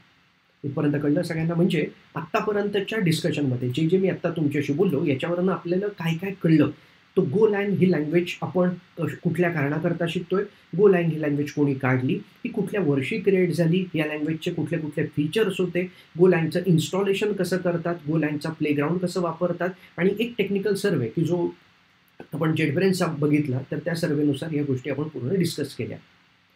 गणे इथपर्यंत सगळ्यांना लक्षात आलं? आता याच्या पुढं म्हणजे गोलँग शिकायला चालू करण्याच्या आधी मी तुम्हाला काही महत्त्वाच्या गोष्टी एक्सप्लेन करणार आहे अबाउट गोलँग, की ज्या आत्ता एकदा आपल्याला व्यवस्थित कळल्या की पुढं जाणं सोयीस्कर होणार आहे आणि व्यवस्थित समजणार आहे. ज्यांना सी आणि C++ अशा नेटिव्ह लँग्वेजेसचं जर बॅकग्राऊंड असेल तर you have to relate with the C and C++ or officially C सोबत रिलेट करा, कारण की सिंटॅक्स ऑलमोस्ट C सारखा आहे. आणि खूप इंटरेस्टिंग गोष्ट आहे, म्हणजे एखादी गोष्ट आपण जेव्हा नवीन शिकतो आणि एक्झिस्टिंग गोष्ट माहिती असताना आपण या ज्या गोष्टी आता वापरतो याच्याने काय होणार आहे की आपल्याला नवीन शिकणं हे सोयीस्कर होणार आहे. त्यामुळे मी डेफिनेटली रेकमेंड करेल की ज्यांना C जमत असेल त्यांनी ह्या गोष्टीला रिलेट करून शिका, सोपं जाईल. पण जे फर्स्ट टाईम शिकतात प्रोग्रामिंग लँग्वेज त्यांच्याकरता डोंट वरी, मी एक्सप्लेन करणार आहे पूर्ण शब्द की कुठल्या शब्दाचा अर्थ काय आहे, कुठल्या गोष्टीचा वापर केला जातो, त्या गोष्टी मी तुम्हाला आता सांगणार आहे. हे जे पूर्ण सेशन आहे this is not a complete session which is use to learn the concept of Golang, but it just a introductory session or एक गेटिंग स्टार्टेड विथ गोलँग. तुम्हाला या पूर्ण वेबिनारमधनं एक अंदाज येणार आहे सो दॅट तुम्ही आपापलं प्रोग्रामिंग करायला चालू करू शकतात. इथपर्यंत कळलं असेल तर आपण काही महत्त्वाच्या टर्म्स आहेत गोलँगमधल्या त्या आधी समजून घेऊ. पहिला एक महत्त्वाचा पॉईंट आहे की जो प्रोग्राम लिहिण्याच्या आधी आपल्याला समजला पाहिजे की गोलँग ही कंपाइल्ड प्रोग्रामिंग लँग्वेज आहे का गोलँग ही इंटरप्रिटेड आहे का बोथ आहे. तर answer is Golang is a compiled programming language. खूप सोपी गोष्ट आहे. Golang is compiled programming language like a C program. याचा अर्थ गोलँगमध्ये लिहिलेला प्रोग्राम हा कंपायलरकडं दिल्यावरती आपल्याला गोलँगचं आउटपुट हे कंपायलरचं आउटपुट हे बायनरी फॉर्मॅटमध्ये मिळतं, that is executable file. Same like a C programming language. म्हणजे गोलँगचा प्रोग्राम कंपायलरवरती गेल्यावरती मशीन लेवलचा जेव्हा आपल्याला आउटपुट मिळेल तेव्हा तो प्रोग्राम आपल्याला डायरेक्टली रन करता येणार आहे. This is the first point. गोलँगमध्ये आपण जेव्हा प्रोग्राम करू तेव्हा तुमचा जो सेटअप झालेला आहे की जे तुम्ही लोकल इन्व्हायरमेंटला जो सेटअप केला त्या लोकल इन्व्हायरमेंटच्या सेटअपचा वापर करून आपण बेसिक काही कमांड्स वापरून बेसिक प्रोग्रामिंग करू शकतो. याच्यात एक पुढचा अजून एक option before starting with the programming, कुठला IDE वापरायचा. आणि मी माझ्या प्रत्येक वेबिनारमध्ये सेपरेटली सांगत आलो की you can use any of the IDE, हे तुमच्यावर डिपेंड आहे. पण मी आत्ताच्या या सेशनमध्ये मी व्हिज्युअल स्टुडिओ कोड नावाचा IDE वापरणार आहे. तुम्हाला वाटलं तुम्ही दुसरा कुठलाही वापरू शकता, फक्त IDEच वापरला पाहिजे असं काही नाही आहे. तुम्ही दुसरं कुठलीही साधा बेसिक एडिटर जरी वापरला तरी आपण त्याच्यामध्ये प्रोग्रामिंग करू शकतो. प्रोग्राम लिहिण्याच्या आधी अजून एक महत्त्वाचा पॉईंट की यांच्यामध्ये सिंटॅक्टिकल रिस्ट्रिक्शन्स ऑर जेव्हा आपण एखाद्या एक्झिस्टिंग प्रोग्रामिंग लँग्वेजवरनं जेव्हा गोलँग शिकायला येतो ना तेव्हा काही गोष्टी अशा विचित्रही वाटतात आणि काही गोष्टी अशाही होतात की अरे हे असं का चाललं आहे, इथं हे आपण असं का लिहितोय, किंवा हे मी एंटर मारून खाली लिहिलं तर काय होईल, मग मी सेमिकोलन टाकला तर काय होईल, मी कोलन टाकला तर काय, मग व्हेरिएबल कसा क्रिएट करतात, अशा अनेक गोष्टी आहेत, पण डेफिनेटली ह्या गोष्टी पार्ट ऑफ सिंटॅक्स आहे आणि सिंटॅक्स म्हणजे प्रोग्राम लिहिण्याची पद्धत आहे. याच्यामध्ये फार काही अवघड जाणार नाही. आपल्याला फक्त कळलं पाहिजे, की आपण सिंटॅक्टिकली कसं या गोष्टीला अडॉप्ट होतोय. इथपर्यंत कळलं काय चाललंय? आता हे जे काही मी आता तुमच्याशी बोलतोय, या गोष्टी आपण प्रॅक्टिकली करून बघणार आहोत आणि प्रॅक्टिकली करताना त्याच्यातल्या प्रत्येक गोष्टीचा अर्थ मी तुम्हाला एक स्टेपला एक्सप्लेन करणार आहे. आणि हे सांगायच्या आधी, जर आपण सध्याच्या स्टेजला हे बघितलं, की Golang कोण-कोण वापरतं, तर खूप मोठमोठ्या कंपन्या की ज्या एक्झिस्टिंग, आता कुठलीही कंपनी एकाच कुठल्यातरी प्रोग्रामिंग लँग्वेज वापरून त्यांचे प्रॉडक्ट्स और त्यांचे ॲप्लिकेशन्स तयार करत नाही. वेगवेगळ्या लँग्वेजेस असतात, डिपेंड्स ऑन त्यांचा यूज काय, कुठल्या फॉर्मॅटमध्ये यूज करायची त्याच्यानुसार. अशा अनेक भरपूर कंपन्या आहेत की ज्या Golangचा एक्झिस्टिंग लेव्हलला वापर करत आहेत. आता आपण इथून मी तुम्हाला माझ्या डेस्कटॉपवरती घेऊन जातो आणि डेस्कटॉपवरती जाऊन आपण काय करूया, की Golang इन्स्टॉल केल्यावरती आपल्याला प्रोग्रामिंग करण्याकरता कुठल्या गोष्टी लागणार आहेत, हे मी तुम्हाला आता एक्सप्लेन करायला चालू करतो. त्याच्या आधी प्रत्येकाने त्यांची जी ऑफिशियल साईट आहे, या ऑफिशियल साईटवरनं आपल्याला जे इन्स्टॉल करायचं आहे, हे एकदा जर बघितलं तर तुमचं इन्स्टॉलेशन प्रॉपर होईल आणि मग नंतर आपण पुढे जाऊ शकतो. असा सीन आहे. ठीक आहे. मी हे पूर्ण बंद करून आपण पुढे जाऊयात आणि त्याच्यावरनं मी तुम्हाला या गोष्टी एक्सप्लेन करतो. एकदा चेक करा. मी आता डेस्कटॉपवरती आलेलो आहे आणि फॉर रायटिंग दी प्रोग्राम मी व्हिज्युअल स्टुडिओ कोड ओपन करतोय. मी आता व्हिज्युअल स्टुडिओ कोड हे ॲप्लिकेशन ओपन केलं, which is already installed in my machine. मी आता याला ओपन केलं. व्हिज्युअल स्टुडिओ कोड इन्स्टॉल झाल्यावरती, सक्सेसफुली इन्स्टॉल झाल्यावरती तुम्हाला अशी विंडो ओपन होईल. आता जसं मी पायथनमध्ये किंवा जावास्क्रिप्टमध्ये आपण केलं होतं, तसंच इथं एक नवीन फाईल क्रिएट करू. जसं जावाच्या फाईलीचं एक्सटेन्शन .java, सीचं .c, C++चं .cpp, जावास्क्रिप्टचं .js, पायथनचं .py, तसंच यांच्याकडं फाईलीचं एक्सटेन्शन हे .go आहे. म्हणजे याच्यात काही विशेष गोष्ट नाही आहे. मी इथं फाईल म्हणतोय, फाईल न्यू फाईल म्हणतोय, की जे मला आता नवीन क्रिएट करायचे. जस्ट एक फाईल क्रिएट करून मिळाली, पण आपण या फाईलीला अजूनही आतमध्ये काही लिहिलेलं नाही आहे. पण जस्ट आपण या फाईलीला सेव्ह करूयात आणि सेव्ह करण्याकरता तिला एक नाव देऊ. इथं मी आत्ता फाईलीला नाव देतोय marvelous.go. marvelous.go आणि याचं लोकेशन चेक करूयात आपण. डेस्कटॉपवरती marvelous.go नावाची एक फाईल क्रिएट होणार आहे. मी याला सेव्ह म्हणतोय. फाईल सेव्ह केल्याने काय होणार आहे, की ज्या आपल्याला एक्झिस्टिंग इंटेलिजन्सच्या ज्या गोष्टी आहेत त्या वापरायला मिळतील. सो दॅट फॉर्मॅटिंग प्रॉपर होईल. प्रोग्राम लिहिता आपल्याला कळेल की आपण कुठं काही चुकतोय. तर हा जो आयडीचा बेसिक आपल्याला फायदा आहे, तो फायदा याच्यावर मिळणार आहे. मी एक साधा प्रोग्राम की जो आपण डेफिनेटली जो आपण हॅलो वर्ल्ड म्हणून लिहितो, की जो कुठलीही लँग्वेज शिकताना सुरुवात करतो, तसा प्रोग्राममध्ये लिहून दाखवतो आणि मग त्याच्यावरनं आपण पुढे जाऊया. आधी एक रेफरन्स म्हणून मी तुम्हाला एक साधा प्रोग्राम आपण सीमध्ये कसा लिहितो त्याच्याबद्दल सांगतो. Hash include stdio.h. मी आता सीचा प्रोग्राम लिहितो. It's not a Golang. त्याच्यानंतर आपण लिहितो int main opening closing circular bracket, opening closing curly ब्रॅकेटच्या आतमध्ये, printf इन ब्रॅकेट डबल कोटमध्ये hello world. This is just a program की जो आपण सीमध्ये लिहितो किंवा C++मध्ये लिहितो. हा साधा प्रोग्राम आहे आणि याच्या खाली just return from the operating system याला पाठवण्याकरता रिटर्न 0 दिलं. आता याला रिलेट का बरं करतोय, म्हणजे ज्यांना सी माहिती असेल तर तुम्हाला फक्त आता काय बघायचं आहे, आपण जसं हेडर फाईल इन्क्लूड करतो तसं Golangमध्ये काय आहे, जसं मेन फंक्शन आपण लिहितो तसं Golangमध्ये काय आहे. आता इतर लँग्वेजेस जर बघितल्या, म्हणजे आपण जावास्क्रिप्ट किंवा पायथन या लँग्वेजमध्ये आपण डायरेक्टली एंट्री पॉईंट फंक्शनच्या याच्यात कधी गेलोच नव्हतो. पण Golangमध्ये त्यांचं स्वतःचं एंट्री पॉईंट फंक्शन आहे. आता entry point function is like, माझ्याकडं जर वेगवेगळे फंक्शन्स असतील तर त्या फंक्शनमधनं ॲप्लिकेशन जेव्हा आपण रन करू तेव्हा ते ॲप्लिकेशन कुठून रन व्हायला चालू व्हायला पाहिजे, that is called as entry point function. जसं सीमध्ये, C++मध्ये, जावामध्ये, C# आणि आत्ताच्या Golangमध्ये मेन नावाचं MEIN मेन नावाचं एंट्री पॉईंट फंक्शन आहे की ज्याच्यामध्ये आपण आता एंटर होतोय. याला एंट्री पॉईंट फंक्शनला आपण असं इमॅजिन करू शकतो की एक मॉल आहे, ज्या मॉलच्या आतमध्ये वेगवेगळी दुकानं आहेत. पण जेव्हा आपण मॉलमध्ये एंटर होतो तेव्हा मॉलच्या मेन डोअरमधनं आपण जातो आतमध्ये आणि मग आतमध्ये गेल्यावरती तुम्हाला कुठल्या गोष्टीला खरेदी करायचं आहे त्याच्यानुसार आपण स्पेसिफिक दुकानाच्या आतमध्ये एंटर होतो. याचा अर्थ मॉल नावाच्या प्रोग्रॅमचं त्यांचं जे एंट्री पॉईंटचं जे दरवाजा आहे की ज्या मेन डोअरमधनं आपण आतमध्ये जातोय तिथून आतमध्ये गेल्यावरती you can call any function. याचा अर्थ you can enter in to any of the shop. तसंच आपल्या प्रोग्रामिंग लँग्वेजमध्ये सुद्धा आपल्याकडं मेन नावाचं फंक्शन पाहिजे, MEIN, which is use to start from rather आपलं ॲप्लिकेशन जिथून स्टार्ट व्हायला पाहिजे ते असणारे मेन नावाचं फंक्शन. आता मी हा सीचा प्रोग्राम इथं न ठेवता आपण Golangमध्ये कसा प्रोग्राम करू शकतो ते दाखवतो. कुठलीही गोष्ट म्हणजे आपण जेव्हा सीमध्ये प्रोग्राम लिहितो तेव्हा आपण कसं करतो, रिटर्न व्हॅल्यू, फंक्शनचं नाव, ओपनिंग क्लोजिंग सर्क्युलर ब्रॅकेट, त्याच्या आतमध्ये पॅरामीटरची लिस्ट, ओपनिंग क्लोजिंग कर्ली ब्रॅकेटच्या आतमध्ये आपण आपलं लॉजिक लिहितो. यांच्याकडं फंक्शन डिफाईन करण्याचा सिंटॅक्स थोडा वेगळा आहे. पण एकदा कळला की मग आपण तो रिपीट लेवलला वापरून हँड्स ऑन करून त्याची छान प्रॅक्टिस करू शकतो. सिंटॅक्स कसा आहे ते सांगतो. फंक नावाचा कीवर्ड लिहायला लागतो टू डिफाईन द फंक्शन. त्याच्यानंतर फंक्शनचं आपल्याला नाव लिहायला लागतं. मी एक प्रोटोटाईप दाखवते. फंक्शनचं नाव लिहायला लागतं. फंक्शनच्या नावाच्या आतमध्ये त्याचे जे काही तुम्हाला पॅरामीटर्स पाठवायचे आहेत त्या पॅरामीटर्सची यादी तुम्हाला त्याच्या आतमध्ये टाकायला लागते. त्याच्या पुढं रिटर्न अंडरस्कोर व्हॅल्यू म्हणून रिटर्न व्हॅल्यू लिहायला लागते आणि ओपनिंग क्लोजिंग कर्ली ब्रॅकेटच्या आतमध्ये याच पद्धतीने तुम्हाला आतमध्ये लॉजिक लिहायला लागतं की which is the part of your function. आता या सिंटॅक्समध्ये आपल्याला वेगळं काय काय दिसलं बघा बरं. रिटर्न व्हॅल्यू लिहिण्याचं ठिकाण हे ब्रॅकेटच्या पुढं आहे. ठीक आहे. फंक नावाचा कीवर्ड आहे which is use to define the function. म्हणजे इतर लँग्वेजेसमध्ये जर बघितलं तर फन म्हणजे आपण कोटलिन किंवा इथं बघितलं तर फन. जावामध्ये आपण असंच काही लिहित नाही. C++मध्ये काही जात नाही. इतर लँग्वेजेसमध्ये म्हणजे जावा स्क्रिप्ट आणि याच्यात गेलो तर आपण फंक्शन शब्द वापरतो. तर इथं आपण शब्द कुठला वापरला किंवा कीवर्ड कुठला वापरला, फंक नावाचा. आता या सिंटॅक्सनुसार मी खाली एक फंक्शन लिहितो आपलं मेन फंक्शन. आता मेन फंक्शन कसं लिहिणार आहे बघा. Func space main opening closing circular bracket. There is nothing inside this opening closing circular bracket because initially our main function is not going to accept anything.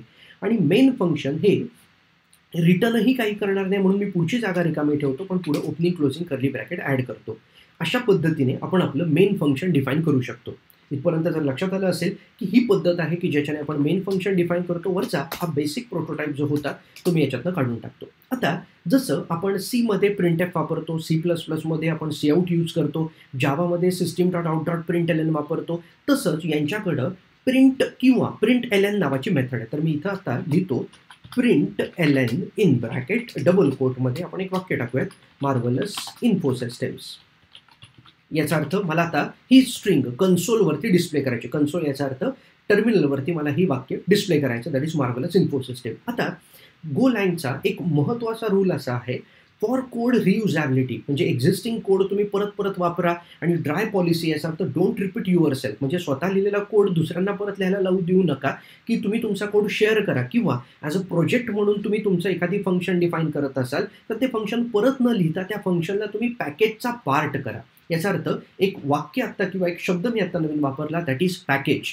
आणि गोलँगचा एक महत्त्वाचा rule आहे everything in Golang is considered as a package. Rather, everything should be inside the package. आता जर मला माझं सगळं पॅकेजमध्ये ठेवायचं असेल तर मला पहिलं वाक्य याच्यामध्ये टाकायला लागणार आहे दॅट इज पॅकेज मेन. हा जो पॅकेज मेन नावाचा शब्द आहे हा असं इंडिकेट करतो की हे माझं मेन नावाचं पॅकेज आहे, ज्या पॅकेजच्या आतमध्ये मी मेन नावाचं फंक्शन डिफाईन करतोय.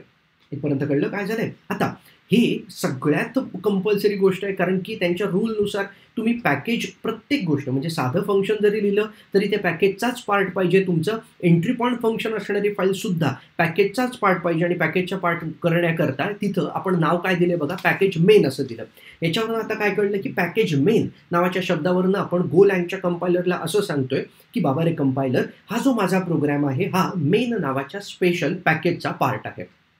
इथपर्यंत कळलं. आता जर everything is a part of package आहे असं म्हटल्यावरती हे println नावाचं जे फंक्शन आहे हे सुद्धा पॅकेजमधनंच येणार आहे. आता जसं आपण जावामध्ये पॅकेज इम्पोर्ट करतो, सीमध्ये आपण हेडर फाईल इन्क्लूड करतो, नेमस्पेस आपण युझिंग कीवर्ड वापरून आणतो, तसंच गोलँगमध्ये सुद्धा तुम्हाला एखादी गोष्ट जर बाहेरून आणायची असेल तर आपल्याला इम्पोर्ट नावाचा कीवर्ड यूज करायला लागतो. आता इथं मी जर वाक्य वापरलं इम्पोर्ट, आता डबल कोटमध्ये मी अशा पॅकेजचं नाव स्पेसिफाय करणार आहे की ज्या पॅकेजमध्ये println नावाचं फंक्शन आहे. आता ज्यांना पॅकेज हा प्रकार व्हिज्युअलाइज होत नाही आहे त्यांच्याकरता एक पद्धत अशी आहे की जेव्हा तुमच्याकडे वेगवेगळे फंक्शन्स असतील ते फंक्शन्स सगळेच एका फाईलमध्ये ठेवण्यापेक्षा बेटर वे तुम्ही त्या फंक्शन्सला त्यांच्या कामानुसार सेपरेट आउट करून ठेवा. जेणेकरून भविष्यात जेव्हा तुम्हाला एखाद्या फंक्शनॅलिटीचं फंक्शन लागेल तेव्हा तुम्ही त्याच पॅकेजला इम्पोर्ट करा की ज्याच्यामध्ये ती स्पेसिफिक फंक्शनॅलिटी अवेलेबल असेल. एक बेसिक उदाहरण देतो. समजा आपण घरात राहतोय की ज्या घरामध्ये आपल्याकडे वेगवेगळ्या वस्तू आहेत, आपल्याकडे कपडे आहे, आपल्याकडे क्रॉकरी आहे, बुक्स आहेत, हे सगळं आपण एका बॉक्समध्ये भरून ठेवलं आणि जर अचानक तुम्हाला एखादी पुस्तक शोधायचं असेल तर त्या बॉक्समधनं कपडे पण काढायला लागतील, पुस्तकं पण काढायला लागतील, क्रॉकरी पण काढायला लागेल, त्याच्यामुळे शोधायला वेळ लागेल. याच्यापेक्षा जर आपण असा विचार केला की मी एक बॉक्स तयार केला ज्या बॉक्सवरती नाव दिलं क्लॉथ्स असं की ज्या बॉक्समध्ये फक्त काय ठेवणार आहे, कपडे ठेवणार आहे. एका बॉक्सवरती नाव टाकलं क्रॉकरी असं, ज्याच्यामध्ये आपण फक्त भांडे ठेवणार आहे. एका बॉक्सवरती नाव ठेवलं आपण बुक्स असं, की ज्याच्यामध्ये आपण पुस्तकं ठेवणार. आणि हे सगळ्या गोष्टी आपण आपल्या रॅकमध्ये किंवा आपल्या कपाटामध्ये ठेवून दिल्या.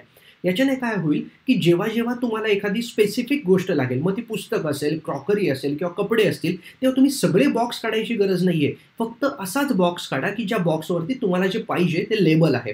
उदाहरणार्थ, जर मला पुस्तक काढायचं असेल, तर मी कुठला बॉक्स खाली काढणार आहे, ज्याच्या बॉक्सवरती बुक्स असं लिहिलेलं आहे, तो बॉक्स मी खाली काढणार आहे. आता बुक्स लिहिलेल्या बॉक्सच्या आतमधनं मला फक्त काय मिळणार आहेत, पुस्तकं मिळणार आहेत. याच्याने आपण जर एखादी गोष्ट नीट ठेवली तर ती शोधायला बरी पडेल आणि शोधायला पटकन सापडेल. हे तत्व आपण याच्यात फॉलो केलं. सिमिलरली पॅकेज नावाची कन्सेप्ट म्हणजे इमॅजिनेशन करता पॅकेज म्हणजे गोलँगचं एक फोल्डर, की ज्याच्यामध्ये रिलेटेड .go फाईल्स आहेत, की ज्याच्यामध्ये फंक्शन्स आहेत. पुन्हा एकदा, पॅकेज म्हणजे एक असं फोल्डर, की ज्या फोल्डरमध्ये .go फाईल्स आहेत, की ज्या .go फाईल्समध्ये रिलेटेड आपण फंक्शनॅलिटी ठेवतोय. Similar like a packages in Java. अशा पद्धतीने आपण याला वापरतोय. आता यांच्याकडं एक पॅकेज आहे, की ज्या पॅकेजचं नाव आहे FMT. FMT stand for format. आता फॉर्मॅट नावाच्या पॅकेजमध्ये अनेक गोष्टी आहेत. त्याच्यापैकी आपल्याला प्रिंट करण्याकरता लागणारं फंक्शन, दॅट इज println नावाचं function is available in the package named as FMT. मग मी इथं जर मेन्शन केलं, की मला FMT नावाचं पॅकेज इम्पोर्ट करून आणून द्या. आता FMT नावाचं पॅकेज जेव्हा मी इम्पोर्ट करतोय, तेव्हा मला याच्यामध्ये काय सांगायचंय, की मला माझ्या प्रोग्रॅममध्ये तो बॉक्स आणून द्या, की ज्या बॉक्सवरती स्टिकर काय लावलंय, FMT नावाचं. आलं लक्षात? आता FMT नावाचा बॉक्स जेव्हा तुमच्या प्रोग्रॅममध्ये येईल, तेव्हा तुम्ही त्या बॉक्समध्ये असलेली प्रत्येक गोष्ट काढून वापरू शकता. मग ती जर वापरायची असेल, तर मग मी आता इथं सिंटॅक्स कसा लिहितोय बघा, FMT.println. याचा अर्थ FMT पॅकेजमधलं println फंक्शन मला आता कॉल करायचं आहे. आलं लक्षात? आता याच्यावरनं हे लक्षात आलं का बघा बरं, साधा प्रोग्राम जर तुम्हाला लिहायचा असेल बेसिक हॅलो वर्ल्डचा, तर आपल्याला तो ह्या पद्धतीमध्ये लिहायला लागतो. सुरुवातीला package main, which is the part of your own program, की ज्याच्याने आपण सांगतोय की माझाही प्रोग्राम हा मेन नावाच्या पॅकेजमध्ये टाकायचा आहे. लाईन नंबर 3, की ज्याचा अर्थ आहे की मला इम्पोर्ट करायचं आहे कुठलं पॅकेज, FMT नावाचं. त्याच्यानंतर फंक नावाचा keyword. Main is the name of the function from where our application executes, की ज्याला आपण एंट्री पॉईंट फंक्शन म्हणतो, की जे मेन फंक्शन आहे. Opening curly bracket should be on the same line. Enter आणि खालच्या लाईनीवरती FMT पॅकेजमधलं, म्हणजे इमॅजिन करा FMT नावाच्या बॉक्समधलं println नावाचं फंक्शन मला आणायचं आहे. आणि ब्रॅकेटमध्ये आपण एक स्ट्रिंग दिली आहे, की जी स्ट्रिंग डिस्प्ले होणार आहे. आलं लक्षात? मी कुठेही सेमिकोलन ॲड करत नाहीये. आणि गोलँगमध्ये सेमिकोलन ॲड करणं किंवा सेमिकोलन देणं इज नॉट अलाउड. आणि की त्यांनी BCPL नावाच्या लँग्वेजमधली पार्सिंगची कन्सेप्ट घेतली, की जी आपोआप स्वतःहून पार्सर हा प्रत्येक लाईनीच्या पुढं सेमिकोलन ॲड करतो आणि सेमिकोलन देण्याची गरज नाहीये हे न्यू लाईनवरनं आयडेंटिफाय केलं जातं. अशा अनेक गोष्टी आहेत. म्हणजे त्याच्यात आता आपण डेप्थमध्ये जायला नको. मी फक्त तुम्हाला एक अंदाज दिला, की there is no need to write a semicolon. अर्थ कळला इथपर्यंत? आता ही जी फाईल आहे, या फाईलीला समजा आपण आता सेव्ह केलं. ठीक आहे, सेव्ह केलं आणि सेव्ह आपण ऑलरेडी नाव दिलेलं आहे. मी फक्त सेव्ह म्हणतो. एकदा आपण हिला सेव्ह करूया. सेव्ह केल्यावरती आता आपण टर्मिनलवरनं म्हणजे कमांड प्रॉम्प्टवरनं या फाईलीला कंपाईल करून आणि रन करून बघूयात. मी आता कमांड प्रॉम्प्ट उघडतोय. This is the command prompt, की जो आत्ता ओपन झालेला आहे. याला आपण पहिले एक्झिस्टिंग गोष्टी काढून टाकूया. ठीक आहे. आता मला आधी जायला लागणार आहे डेस्कटॉपवरती, म्हणून CD डेस्कटॉप, म्हणजे मी चेंज डिरेक्टरी म्हटलो, डेस्कटॉपवरती आलो. LS केल्यावरती इथं ही marvelous.go नावाची जी फाईल आहे, ही आपली आत्ताच्या प्रोग्रामची फाईल आहे, की जिला मला आता रन करायचं आहे. त्याच्याकरता आपण कमांड वापरणार आहोत गो. आता गो इज द वर्ड, की ज्याच्या पुढं मला स्पेसिफाय करायचं की तुम्हाला काय करायचं आहे. म्हणून मी पुढं म्हटलं गो रन स्पेस marvelous.go आणि एंटर म्हटलं. गो रन स्पेस marvelous.go आणि एंटर म्हटलं. आणि तुम्ही आउटपुट बघा, मार्वलस इन्फो सिस्टीम ही ती स्ट्रिंग होती, की जी आपल्याला डिस्प्ले करायची होती. याचा अर्थ प्रोग्राम कंपाईल झाला, प्रोग्रामने EXE पण तयार केली आणि प्रोग्रामने आपल्याला आउटपुट पण दाखवलं. आपण कुठली कमांड वापरली, गो स्पेस रन स्पेस फाईलीचं नाव .go आणि एंटर. आपल्याला स्क्रीनवरती आपलं आउटपुट मिळालं. तुम्हाला एकदा प्रोग्राम बघायचा असेल आणि ते जर रिलेट करायचं असेल तर एकदा चेक करा. ही ती स्ट्रिंग आहे, की जी आता स्क्रीनवरती डिस्प्ले झाली. अर्थ कळला सगळ्यांना काय चाललंय? This is how we can run the program. पण आता याच्यात प्रश्न असा आहे, की आत्ता मी एक 15-20 मिनिटापूर्वी बोलताना तुम्हाला असं सांगितलं होतं, की गो ही कंपाइल्ड लँग्वेज आहे. याचा अर्थ गो लँग्वेजमधला प्रोग्राम हा कंपाईल केल्यावरती त्याची एक्झिक्युटेबल फाईल तयार होते. आता जेव्हा मी ही कमांड दिली तेव्हा तसं काहीच नाही झालं. जनरली आपण कसं करतो, की जेव्हा आपण जावाचा प्रोग्राम कंपाईल करतो तेव्हा मध्ये intermediate code that is byte code तयार होतो. मग तो बाईट कोड आपण रन करायला पाठवतो. जेव्हा आपण जीसीसी कमांड वापरतो तेव्हा आपण त्याची EXE तयार करून घेतो, -o एक्सटेन्शन देऊन त्याची EXE मिळते आणि मग नंतर वापरायला देतो. पण इथं झालं असं, की EXE तयार झाली, EXE रन पण झाली, पण आपल्याला कुठं दिसलीच नाही. म्हणजे ज्या गोष्टी मध्ये घडल्या त्या आपल्याला दिसल्या नाही.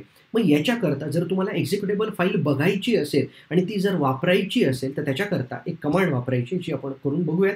मी आता जातोय टर्मिनलवरती आणि कमांड देतोय गो बिल्ड स्पेस. इथं आता मला फाईलीचं नाव द्यायचं आहे पुन्हा एकदा marvelous.go.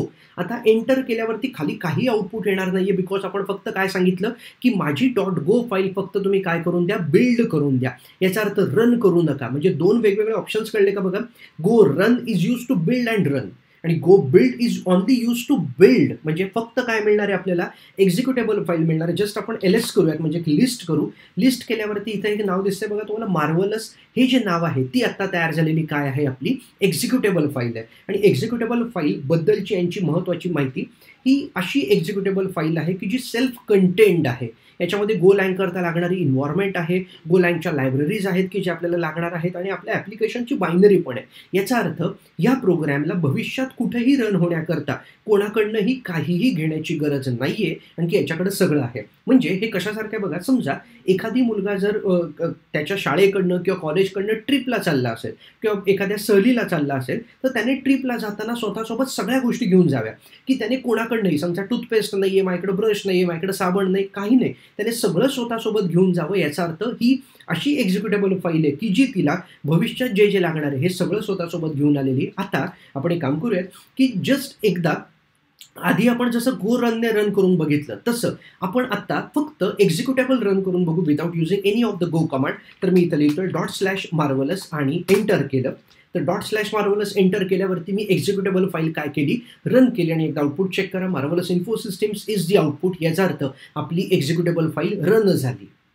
आले लक्षात सगळ्यांना. म्हणजे ज्यांना सी प्रोग्रामिंगचा रेफरन्स पाहिजे त्याच्याकरता GCC स्पेस demo.c. आता demo.c फाईल नाही आहे, मी एक एक्झाम्पल सांगतोय. demo.c space -o space myexe अशी जेव्हा आपण कमांड देतो तेव्हा myexe नावाची एक्झिक्युटेबल तयार होते. सिमिलरली आपल्या केसमध्ये काय तयार झालं, मार्वलस नावाची एक्झिक्युटेबल फाईल तयार झाली. 2 कमांडचा अंदाज आला आहे, एक गो रन आहे, एक गो बिल्ड आहे. विषय कळला इथपर्यंत काय. आता आपण आपल्या प्रोग्रॅममध्ये एक सक्सेसफुली पहिला हॅलो वर्ल्डचा प्रोग्राम लिहिला by understanding each and every word of the program. आता कुठल्याही प्रोग्रामिंग लँग्वेजमध्ये आपल्याला एकदा टूलचेन कळाली, टूलचेन याचा अर्थ आतमध्ये काय काय घडतं हे कळलं की आपण पुढं पहिला हॅलो वर्ल्डचा प्रोग्राम लिहून पाहतो. त्याच्यानंतर आपण लँग्वेजमध्ये कुठले कुठले डेटा टाईप्स आहेत, कारण की डेटा टाईप्स हा विषय कळल्याशिवाय आपण प्रोग्रामिंगमध्ये पुढे जाऊ शकत नाही. आता सुदैवाने हे जे काय आता मी लिहिलं याच्यात एक्सप्लिसिटली दिसणारा डोळ्याला कुठलाही डेटा टाईप नाही आहे. त्याच्यामुळे मला हे एक्सप्लेन करत असताना किंवा हा प्रोग्राम लिहित असताना कुठल्याही गोष्टींची गरज नाही लागली. पण थोडक्यात तुम्हाला गोलँगच्या डेटा टाईप्सबद्दल माहिती सांगतो आणि गोलँगमध्ये खूप इंटरेस्टिंग आणि छान छान डेटा टाईप्स आहेत. परत एकदा we have to compare with the C programming. जसं सी प्रोग्रामिंगमध्ये प्रिमिटिव्ह, मग युजर डिफाईन्ड आणि डिराइव्ड या फॉर्मॅटमध्ये क्लासिफिकेशन होतं. जवळपास त्या फॉर्मॅटमध्ये यांच्याकडं क्लासिफिकेशन होतं. जनरली गोलँगच्या डेटा टाईपचं क्लासिफिकेशन हे प्रिमिटिव्ह आणि नॉन प्रिमिटिव्ह या फॉर्मॅटमध्ये जर आपण केलं तर काही महत्त्वाचे डेटा टाईप म्हणजे integer, that is it comes under a number. म्हणजे तुम्हाला जर एखादी व्हॅल्यू ठेवायची असेल तर त्याच्याकरता इंटिजर नावाचा डेटा टाईप आहे. त्याच्यामध्ये यांनी इंटमध्ये वेगवेगळे प्रकार आहेत, मग तो 32 बिट 64 बिट असे वेगवेगळे व्हेरिएशन्स आहेत, पण जस्ट फॉर सिम्प्लिसिटी इंटिजर आहे. फ्लोट नावाचा डेटा टाईप आहे. कॅरेक्टर नावाचा डेटा टाईप डायरेक्ट नाही आहे, पण बाईट नावाचा डेटा टाईप आहे having a size of 1 byte. String नावाचा डेटा टाईप आहे म्हणजे ॲरे ऑफ कॅरेक्टर. ॲरे नावाचा डेटा टाईप आहे की जो आपण नॉन प्रिमिटिव्हमध्ये कन्सिडर करूयात. ॲरे म्हणजे अशा गोष्टी की ज्या होमोजिनियस लेवलला म्हणजे वेगवेगळे व्हेरिएबल्स लाईनीत जर ठेवायचे असतील एकाच डेटा टाईपचे तर आपण त्याला ॲरे कन्सिडर केला. आता डेटा टाईप एक का वेगवेगळे हा विषय आपण नंतर बोलूयात. ॲरे नावाचा डेटा टाईप आहे. Function is also considered as a data type. Pointer, आणि ही फार पॉवरफुल गोष्ट आहे, पॉइंटर ही कन्सेप्ट गोलँगमध्ये आहे exactly same as a C programming. याचा अर्थ सी प्रोग्रामिंगमध्ये जसा पॉइंटर आहे तसा पॉइंटर यांच्याकडं पण आहे. म्हणजे काय काय विषय कळले बघा बरं. स्ट्रिंग आहे, ॲरे आहे, फंक्शन आहे, पॉइंटर आहे, याच्या व्यतिरिक्त इंटरफेस, मॅप अशा अनेक या ज्या गोष्टी आहेत त्या तर आहेतच. पण डिराइव्हडमध्ये जर बघितलं, डिराइव्हड म्हणण्यापेक्षा नॉन प्रिमिटिव्हमध्ये जर बघितलं तर हे वेगवेगळे व्हेरिएबल्स आहेत किंवा वेगवेगळे डेटा टाइप्स आहेत की जे आपण आपल्या प्रोग्राममध्ये यूज करू शकतो. आता जे फर्स्ट टाइम प्रोग्रामिंग लँग्वेज शिकतात त्यांच्याकरता डेटा टाइप हा विषय आपल्याला काय सांगतो की जेव्हा मला एखादी व्हॅल्यू ठेवायची आहे, ती व्हॅल्यू ठेवण्याकरता मला जागा पाहिजे. मग जागा आपण जेव्हा आपल्या रॅमकडनं किंवा आपल्या प्रोग्रामकडनं मागतो, तेव्हा त्यांचं म्हणणं असं असतं की तू त्या जागेत काय ठेवणार आहे ते सांग, त्या हिशोबाने मी तुला जागा देतो. जसं आपण पायथनच्या सेशनमध्ये बघितलं होतं की जर मला इंटिजर ठेवायचा असेल तर मला 4 बाईटची वाटी द्या, की ज्या 4 बाईटच्या वाटीमध्ये मी माझा इंटिजर ठेवू शकतो. जर मला कॅरेक्टर ठेवायचं असेल तर 1 बाईटची छोटीशी वाटी द्या, की ज्याच्या आतमध्ये मी माझा कॅरेक्टर ठेवू शकतो. सिमिलरली यांच्याकडे सुद्धा वेगवेगळे डेटा टाइप्स आहेत की ज्या डेटा टाइपपैकी आपण ॲज अ प्रोग्रॅमर आपल्या गरजेनुसार जो कुठला डेटा टाइप लागेल तो आपण आपल्या ॲप्लिकेशनमध्ये लिहू शकतो. आता याच्यात डेटा टाइपची नावं आणि या सगळ्या गोष्टी कळल्यावरती मला तरी वाटतं की आपण प्रॅक्टिकली हे विषय हाताळून बघू, म्हणजे आपल्याला कळेल की व्हेरिएबल कसा क्रिएट करतात, व्हेरिएबल क्रिएट करण्यामध्ये सिंटॅक्स कसा आहे आणि थोडासा या गोष्टीचा ॲक्सेप्टन्स ठेवा की syntactically Golang is little bit different आणि बाय डिफॉल्ट प्रत्येक लँग्वेज ही सिंटॅक्टिकली डिफरंटच दिसते. मग त्या रूलनुसार आपण व्हेरिएबल कसा क्रिएट करायचा ते बघूया. मी एकदा मेन फंक्शनच्या आतमध्ये जातो, that is our entry point function, आणि मी कमेंटमध्ये आपण सी प्रोग्रामिंगमध्ये कसा व्हेरिएबल लिहितो हे एकदा वर लिहितो, म्हणजे आपल्याला रिलेट करणं सोपं जाईल. मी एक व्हेरिएबल तयार केला, int no equal to 11 semicolon. This is the line which can be used in C++, Java या लँग्वेजेसमध्ये आपण हा सिंटॅक्स लिहितो. आता Golangचं म्हणणं असं आहे की जर तुम्ही व्हेरिएबल क्रिएट करत असाल तर व्हेरिएबल क्रिएट करण्याच्या आधी तुम्ही व्हॅर नावाचा कीवर्ड लिहा, जर तो व्हेरिएबल इनिशियलाइज नसेल तर. आता मी सिंटॅक्स दाखवतो तुम्हाला. व्हॅर याच्या पुढं नो हे व्हेरिएबलचं नाव, त्याच्या पुढं त्याचा data type that is integer equal to त्याची व्हॅल्यू म्हणजे 11. आता या सिंटॅक्सवरनं काय कळलं बघा बरं. Var is the keyword that we have to use to create the variable. No हे झालं व्हेरिएबलचं नाव दॅट इज आयडेंटिफायर. इंट हा झाला त्याचा डेटा टाईप आणि इक्वल टू करून 11 टाकलं. हे असाइनमेंट ऑपरेटरने आपण 11 ही व्हॅल्यू त्याच्यामध्ये असाइन केली. आता या सिंटॅक्समध्ये आपण जे केलं हे मी एकदा या ॲप्लिकेशनला सेव्ह करतो आणि त्याच्यामध्ये गंमत बघा तुम्ही, बघूयात बरं कळते का. फाईल आणि मी आत्ता सेव्ह म्हटलं. फाईल आणि सेव्ह म्हटल्यावरती इथं खाली एक लाईन आली, अंडरलाईन आली लाल रंगाची, आणि ती काय म्हणतात बघा. नो डिक्लेअर्ड बट नो हा डिक्लेअर्ड आहे बट नॉट यूज्ड. आता मी एकदा थांबा काय घडतंय हे बघा. टर्मिनलवरती जातो आणि टर्मिनलवरती जाऊन जो आत्ता मी प्रोग्राम लिहिला की ज्याच्यामध्ये नो नावाचा व्हेरिएबल क्रिएट केला असं वाटतंय तो एकदा बघूयात. बघा go run space marvellous dot go असं म्हटलं, एंटर केलं. आता याच्यात आपल्याला एरर काय बघा. No declared but not used हे आपल्याला IDE आधी सांगत होता. आता IDEचा एक बेसिक आपल्याला एक ॲडव्हान्टेज दिसला की जो IDE आपल्याला रन करण्याच्या आधी हे या गोष्टींची कल्पना देत होता. आता हा प्रकार काय आहे त्याच्याबद्दल सांगतो. जेव्हा आपण C++, जावा या बॅकग्राऊंडमधनं येतो तेव्हा आपल्याला असं असतं की मी व्हेरिएबल क्रिएट केला, भले मी तो नाही वापरला हरकत नाही, पण मी क्रिएट करून ठेवला. आणि असं बऱ्याच वेळा होतं की आपण इनिशियली काही व्हेरिएबल्स क्रिएट करून ठेवतो की ज्यांचा वापर शक्यतो नंतर काही केसमध्ये होतच नाही आणि ते व्हेरिएबल असेच राहतात. Golangचं म्हणणं असं आहे जर व्हेरिएबल क्रिएट केला तर तो वापरायलाच पाहिजे, अदरवाईज आम्ही एरर देऊ. आता याला आपण कसं इमॅजिन केलं पाहिजे, एकदा मी तुम्हाला प्रोग्राम उघडून दाखवतो. बघा सगळ्यांनी एकदा प्रोग्राम चेक करा. याला आपण असं इमॅजिन करू की समजा एक घर आहे, ज्या घरामध्ये एक समजा आपण आपल्या आईकडनं जेवायला काहीतरी मागतोय आणि सांगितलं की मला ही वस्तू खायची आणि ती मला पाहिजे. समजा एका घरामध्ये त्या आईने किंवा त्या स्त्रीने तुम्हाला वस्तू वाढून दिली. ती वाढल्यावरती तुम्ही ती एक वस्तू खाल्ली, एक वस्तू खाल्लीच नाही, त्याच्यामुळे ती वाया गेली. याचा अर्थ जेवण झाल्यावरती समजा आपण एक कुठला तरी खाद्यपदार्थ घेतला की जो मी खाल्ला नाही तर खाल्ल्यानंतर तो वाया जातोय. आता एखादी गोष्ट तुम्ही घ्याल तर ती खा, ती जर खाल्ली नाही तर ती गोष्ट अननेसेसरी वाया जाते. जर आपण अशा एखाद्या घरात गेलो की ज्या घरामध्ये असलेली जी व्यक्ती आहे की जी अन्न तयार करून सगळ्यांना खाऊ घालते, अशा स्त्रीने जर एखाद्या डिशमध्ये तुम्हाला पदार्थ दिला तर तुम्हाला 4 वेळा विचारलं की खाणार आहेस का, आणखी खाणार असेल तरच घे. आणि जर तुम्ही म्हटलात की नाही मला खायचं नाही, तर मग अशा वेळेस प्रत्येकाने आपापल्या घरातल्या गोष्टी इमॅजिन करा. तुम्ही जर म्हटलात की माझं जेवण झालं आणि जर आईला दिसलं की अरे नाही तू हे खाल्लं नाही, तर तुम्हाला बळजबरी खायला लावणार, अदरवाईज तो एरर कन्सिडर होईल. म्हणजे Golang ही अशा एका आईसारखी आहे की तू जर ताटात वाढून घेतलं असेल तर ते बाबा रे तुला खायलाच लागणार आहे, अदरवाईज ते घेऊ नको. मग घेऊ नको म्हटलं तर मी समजा मी गोलँगला म्हटलं की जा मला नको आहे, तर त्यांना काही म्हणणं नाही, तू घेऊच नको. पण जर घेतलं तर ते वापरलं पाहिजे. रूल कळला. मला असं वाटतं दिस इज इंटरेस्टिंग पॉईंट की जो गोलँगमध्ये त्याने इंट्रोड्यूस केला आहे. आता आपण काय करूया की हा जो व्हॅर एनो नावाचा जो व्हेरिएबल आहे याला वापरून बघू. आणि वापरून बघणं म्हणजे काय, जस्ट मी प्रिंट करून बघतो. मी पुन्हा एकदा वाक्य टाकतो FMT डॉट प्रिंट. प्रिंट नुसतं प्रिंट म्हटलं तर तो त्याच लाईनीवरती प्रिंट करेल, न्यू लाईनीवरती जाणार नाही. प्रिंट एलन इन ब्रॅकेट मी आतमध्ये म्हटलं एनो. ठीक आहे. आता या प्रोग्रामला सेव्ह करतो आणि आता IDE काय म्हणतोय हे एकदा चेक करू. मी याला सेव्ह केलं. सेव्ह केल्यावरती बघा लाईन नंबर 8 वरती खाली जी एरर लाईन येत होती ती गेली. याचा अर्थ आपण ताटात घेतलं आणि खाल्लं सुद्धा. इमॅजिन झालं. हे जस्ट एक लक्षात ठेवण्याकरताचं एक्झाम्पल होतं. म्हणजे ज्यांना वाटतं की अरे हे फारच बेसिक आहे, इट्स अप टू यू. मला एक्सपेक्टेड असं की माझ्याकडं शिकणारा ऑडियन्स हा असं नसावा की ज्याला एक प्री रिक्विजिट आहे, मग त्याला हे आलंच पाहिजे, त्याला आधी या गोष्टींची कल्पना पाहिजे. No, anyone can learn. याचा अर्थ आणि हे सांगितल्यामुळे एक फायदा असा आहे बघा, ज्याला ऑलरेडी माहिती असतं त्यालाही कळतं, नसेल माहिती त्यालाही कळतं, कुठल्याही गोष्टी वाया जाणार नाही आहेत ना. त्यामुळे एक्झाम्पल लेवलला शिकणं इज ऑलवेज गुड. डन आहे, इथपर्यंत कळलं. आता हे सेव्ह केल्यावरती आपण आपल्या प्रोग्रामला परत एकदा रन करून बघू आणि रन केल्यावरती येणार आउटपुट चेक करा. मार्वलस इन्फो सिस्टीम हे पहिल्या प्रिंट एलेनचं आहे आणि खालची 11 व्हॅल्यू ही दुसऱ्या प्रिंट एलेनची आहे. बरोबर. आता याच्यामध्ये काय काय व्हेरिएशन्स आपण करू शकतो त्याची जस्ट एक तुम्हाला कल्पना देतो. हा वरचा सिंटॅक्स काढून टाकतो की जो सी मध्ये होता. आता यांच्याकडं आपण या पद्धतीने व्हेरिएबल जर क्रिएट करत असू which is initialised, at that point तुम्हाला डेटा टाईप सांगण्याची गरज नाही, विच इज ऑप्शनल. म्हणजे तुम्ही त्याला ऑप्शनली ठेवू शकतात. मी NO1 इक्वल टू 21 असं म्हटलं. याचा अर्थ व्हॅर NO1 इक्वल टू 21 असं म्हटलं. याचा अर्थ मी इंट नावाचा डेटा टाईप दिला नाही. आणि जस्ट एक आपण काम करूयात. मी या गोष्टीला कॉपी केलं आणि पेस्ट केलं जस्ट टू राईट की मला NO1 पण डिस्प्ले करायचा आहे. मी फाईलीला आता सेव्ह करतोय आणि बघूयात एडिटर तरी म्हणजे माझा IDE काय म्हणतोय. मी याला आता सेव्ह केलं. There is no error. So that आपण असाही व्हेरिएबल क्रिएट करू शकतो. आणि एक शॉर्ट हँड डेफिनेशन क्रिएट करण्याचं किंवा व्हेरिएबल क्रिएट करण्याची पद्धत आहे जी अशी आहे NO3 कोलन इक्वल टू 51.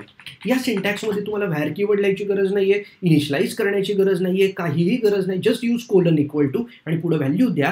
ही कुठली व्हॅल्यू आहे त्याच्यानुसार ते तुम्हाला त्यांचा काय दाखवतील, डेटा टाईप कन्सिडर करतील आणि तो डेटा टाईप तुम्हाला तुमच्या प्रोग्राममध्ये ॲप्लिकेबल राहील. आता या तिन्ही सिंटॅक्समध्ये मी जो वापरला आहे हा तिन्ही केसमध्ये इंटिजर आहे. म्हणजे माझ्या केसमध्ये NO1 आणि NO3 हे तिघही काय आहेत, इंटिजर आहेत. या मी तुम्हाला आता दाखवल्या की कुठल्या कुठल्या वेजने आपण व्हेरिएबल क्रिएट करू शकतो. आता याच्यात पुढची एक गोष्ट, समजा मी असं केलं व्हॅर NO असं म्हटलो आणि व्हॅर NO म्हटल्यावरती मी खाली आलो आणि NO इक्वल टू 11 म्हटलं. व्हॅर NO आणि खाली आल्यावरती NO इक्वल टू 11 म्हटलं. याचा अर्थ मी इनिशियलायझेशन हे नंतर केलं. फक्त सुरुवातीला काय सांगितलं की just I want to create a variable named as NO आणि त्याला खाली आल्यावरती इनिशियलाइज केलं. आपण एकदा याला सेव्ह करूयात. याला इथं मी सेव्ह केलं आणि जर आपल्याला बाहेर टर्मिनलवरती जायचं नसेल तर आपण इथंच खाली यांचा टर्मिनल ओपन करू की ज्याच्याने आपल्याला स्विच करणं, जे इकडून तिकडं जाणं हे थोडंसं अवॉइड होईल आणि पटापट गोष्टी क्लिअर होतील. मी डेस्कटॉप करून आलो आहे. एकदा क्लिअर करतो. खालचा टर्मिनल एकदा चेक करा. आपण कमांड देऊयात go run space marvellous dot go असं म्हटलं. एंटर केलं आणि एंटर केल्यावरती आता हा जो NO व्हेरिएबल आहे हा व्हेरिएबल आपल्याला त्यांना हेच कळलं नाही की याचा डेटा टाईप काय. मग जर तुम्हाला इनिशियलाइज नेक्स्ट लाईनला करायचं असेल तर तुम्हाला याला इथं सांगायला लागणार आहे. मी इथं आता बघा सांगतोय कसं. NO व्हेरिएबल आहे माझा आणि NO हा इंटिजर आहे. ठीक आहे. याच्याने गो कंपायलरचं समाधान होतंय का हे चेक करू. मी आता पुन्हा एकदा प्रोग्रामला सेव्ह करतोय आणि आता आपल्या ॲप्लिकेशनला पुन्हा एकदा रन करून बघू की काय घडतंय. आता मी परत एकदा रन केलं आणि आउटपुट आलं माझं 11. याचा अर्थ तुम्ही जर नंतर इनिशियलाइज करणार असाल तर त्यांचा तो प्रश्न तसाच राहतो, क्वेश्चन मार्क. अरे काय येते, मला किती जागा दे हे कळतच नाही. मग आपण म्हटलं की मी नंतर सांगतो. सांगायचं तर लगेच सांग. मग त्या केसमध्ये तू डेटा टाईप नाही सांगितला तरी चालेल, पण जर तू नंतर सांगणार असशील तर आत्ता मला सांगून जा की तुला किती व्हॅल्यू लागणार आहे. मग किती व्हॅल्यू लागणार आहे याचा अर्थ किती साईज लागणार आहे हे कन्वे कर. त्यानुसार मी तुला ती मेमरी अलोकेट करून देईल. कळलं इथपर्यंत सगळ्यांना काय चाललंय. आता एक छोटीशी गोष्ट, समजा आपण नॉर्मल जेवणाचं जर एक्झाम्पल घेतलं तर तुम्ही तासाभराने जेवणार असाल आणि जर आईला तुम्ही सांगितलं की मी नंतर जेवतो तर तुम्हाला आधी सांगायला लागणार आहे की तुमच्याकरता किती पोळ्या करून ठेवायच्या. सो दॅट आपलं रूल काय होतं की वाया नाही घालवायचं. पण जर तुम्ही इमिजिएटली जेवायला बसणार असाल तर तुम्हाला त्याच लेवलला किंवा त्याच वेळेस पॅरलल लेवलला आई पोळ्या करून देईल आणि तुम्ही ते खाऊ शकतात. याचा अर्थ आपण ह्या गोष्टीला रिलेट करू शकतो विथ द व्हेरिएबल क्रिएशन. हा त्याचा अर्थ आहे. आता याच्या पुढं अजून एक गोष्ट आहे, की जर तुम्हाला एखादी व्हेरिएबल असा क्रिएट करायचा आहे, की जी गोष्ट तुम्हाला नंतर बदलायचीच नाहीये आणि बदलायची नाहीये याचा अर्थ ती परमनंट राहिली पाहिजे, just like a const qualifier from the C++. तसं यांच्या इथं आपण व्हॅर कीवर्ड न लिहिता इथं मी जर कॉन्स्ट नावाचा कीवर्ड लिहिला तर तो इंडिकेट करतो की हा व्हेरिएबल हा कायमस्वरूपी 11च व्हॅल्यू ठेवणार आहे, ही नंतर बदलणार नाहीये. आता याचा अर्थ कसा झाला, समजा आपण एखाद्याने असं केलं की हातावरती एक टॅटू काढला आणि तो टॅटू टेम्पररी टॅटू काढला, एक स्पेसिफिक अमाऊंट देऊन तो काढला आणि 2-4 दिवसांनी तो आंघोळीच्या एका चक्रामध्ये तो पुसला गेला. किंवा आपण पेनाने लिहिलं आणि पेनाने एखादी गोष्ट हातावर लिहिली तर ती हात धुतल्यावरती निघून गेली. पण जर एखाद्याने परमनंट टॅटू काढला की जो टॅटू त्याच्या हातावरती कायमस्वरूपी, याचा अर्थ इट्स लाईक अ कॉन्स्टंट, त्याच्यातली व्हॅल्यू तो बदलू नाही शकणार आहे. पण जर पेनाने लिहिलं असेल तर नंतर त्याला वाटलं तर तो पुसून टाकेल, नवीन काहीतरी लिहिल, पण परमनंट लिहिलेली गोष्ट ही नंतर बदलता येत नाही. इट्स लाईक अ कॉन्स्टंट, की जो आपण कॉन्स्टंट व्हेरिएबल या पद्धतीने क्रिएट करू शकतो. त्याच्याकरता तुम्हाला कुठला कीवर्ड लिहायला लागतो, अलीकडं कॉन्स्ट नावाचा कीवर्ड लिहायला लागतो. इथपर्यंत कळलं. आता डेटा टाईप्समध्ये तुम्हाला जर वेगळा डेटा टाईप, आता मी तुम्हाला काही ऑप्शन्स दाखवतो की आपण कुठल्या कुठल्या प्रकारे व्हेरिएबल क्रिएट करू शकतो. त्याच्यापैकी जर आपण असं म्हटलं की मला एक व्हेरिएबल क्रिएट करायचा आहे एनो नावाचा, की जो फ्लोट आहे किंवा फ्लोट 32 आहे आणि इक्वल टू करून 3.12 ही मी त्याला व्हॅल्यू दिली. याचा अर्थ एनो नावाचा व्हेरिएबल क्रिएट केला, 32 बिट फ्लोट व्हेरिएबल आहे. इनिशियलाइज काय केलं त्याला 32 या व्हॅल्यू 3.12 या व्हॅल्यूने त्याला इनिशियलाइज केलं. सिमिलरली तुम्हाला जर स्ट्रिंग क्रिएट करायची असेल तर तुम्ही इथं स्ट्रिंग लिहायचं. स्ट्रिंग लिहिल्यावरती कुठलीही गोष्ट स्ट्रिंगमध्ये जर असेल तर it should be inside the double quote. मग मी इथं लिहिलं मार्वलस नावाची string, so that you can create a string. आता इनिशियलाइज्ड असेल तर तुम्हाला डेटा टाईप द्यायची गरज नाही. सेम लाईक जसं मी आधी सांगितलं होतं, हे काढून टाका, तुमची स्ट्रिंग तयार आहे. आणि जर तुम्हाला शॉर्ट हँड एक्सप्रेशन यूज करायचं असेल तर तुम्ही हे पण काढून टाका. काय तयार झालं बघा, एनो कोलन इक्वल टू डबल कोटमध्ये मार्वलस. याचा अर्थ we can create a string in this way. आता बाईट नावाचा प्रकार आहे, तो जर तुम्हाला वापरायचा असेल तर त्या केसमध्ये तुम्हाला लिहिणारा character should be inside double quote, कारण की डायरेक्ट कॅरेक्टर ही कन्सेप्ट नाही आहे, म्हणून मी अशा पद्धतीने तयार करू शकतो. याला काय कन्सिडर केलं जातं, byte having 1 byte of memory allocation असा अर्थ आहे. म्हणजे इंटिजर काय, फ्लोट काय, कॅरेक्टर काय, स्ट्रिंग काय, या गोष्टी मी तुम्हाला आता दाखवल्या. आता याच्या पुढं जाऊन मला असं वाटतं की आपण जर एखादी एक क्वालिटी ॲप्लिकेशन जर डेव्हलप करत असू तर we have to define the function. आणि फंक्शन हा असा प्रकार आहे की ज्याच्यामध्ये आपण काय करतो की एखादी गोष्ट की जी तुम्हाला सारखी सारखी लागणार आहे ती आपण फंक्शन म्हणून जर डिफाईन करून ठेवली तर जेव्हा जेव्हा लागेल तेव्हा आपण त्या फंक्शनला कॉल करू शकतो. तुम्हाला फंक्शन या गोष्टीचा जर अभ्यास व्यवस्थित करायचा असेल तर आपल्या यूट्यूब चॅनलवरती लॉजिक बिल्डिंग नावाच्या बॅचच्या अंडर असणारे काही व्हिडिओज आहेत ते बघा, सो दॅट तुम्हाला फंक्शन या कन्सेप्टला कसा विचार करतात फॉर द बिगिनर्स हा विषय त्याच्यामध्ये कळेल. आता मी जस्ट एक थोडक्यात तुम्हाला सांगतो की जर मला माझ्या प्रोग्रॅममध्ये 2 नंबरची ॲडिशन करायची, साधं ॲप्लिकेशन की जे आपण 2 नंबरचे ॲडिशन करता वापरू, तर ते कसं करायचं ज्याची आपण सुरुवात करूयात. मी ज्या ज्या गोष्टी आधी लिहिल्या होत्या या काढून टाकतो, जस्ट हॅलो वर्ल्डचा प्रोग्राम ठेवतो आणि आता वरती आपण एक फंक्शन लिहूया. जस्ट रिकॉल आधी जसं शिकलो होतो तसं ॲड नावाचं फंक्शन आहे. ज्या ॲड नावाच्या फंक्शनला मला 2 पॅरामीटर्स पाठवायचे आहेत.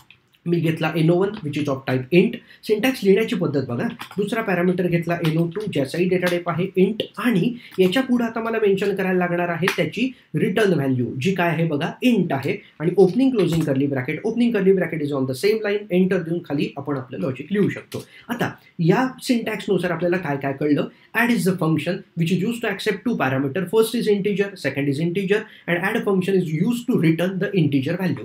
जर आपण हीच पद्धत जर C++ मध्ये लिहिली असती तर आपण असं लिहिलं असतं, म्हणजे फक्त कम्पेअर करा बरं का, तुम्हाला म्हणजे शिकणं सोपं जाईल म्हणून दाखवते. कॉमा इंट eno2 आणि ओपनिंग क्लोजिंग कर्ली ब्रॅकेट. हा वरची पद्धत आहे C++ जावामधली आणि खालची पद्धत आहे आत्ताच्या गोलँगमधली.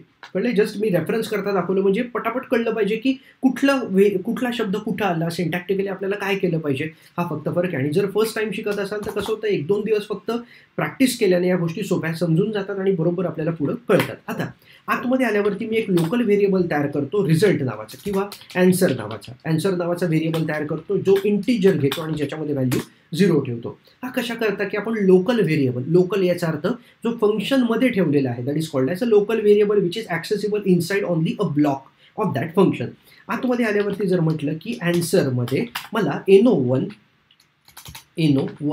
प्लस eno2 या व्हॅल्यूंची काय करायची, ॲडिशन करायचे आणि रिटर्न करायचं. म्हणजे दुकानदार आपल्याला रिटर्न देणार आहे, रिटर्न कुठली व्हॅल्यू, तर ॲन्सरची व्हॅल्यू. असं माझं फंक्शन डिफाईन झालं. इथपर्यंत कळलं. आता मला मेन फंक्शनमधनं या वरच्या फंक्शनला कॉल करायचं आहे. फॉर दॅट पर्पज मी दोन काही व्हेरिएबल्स तयार करतो.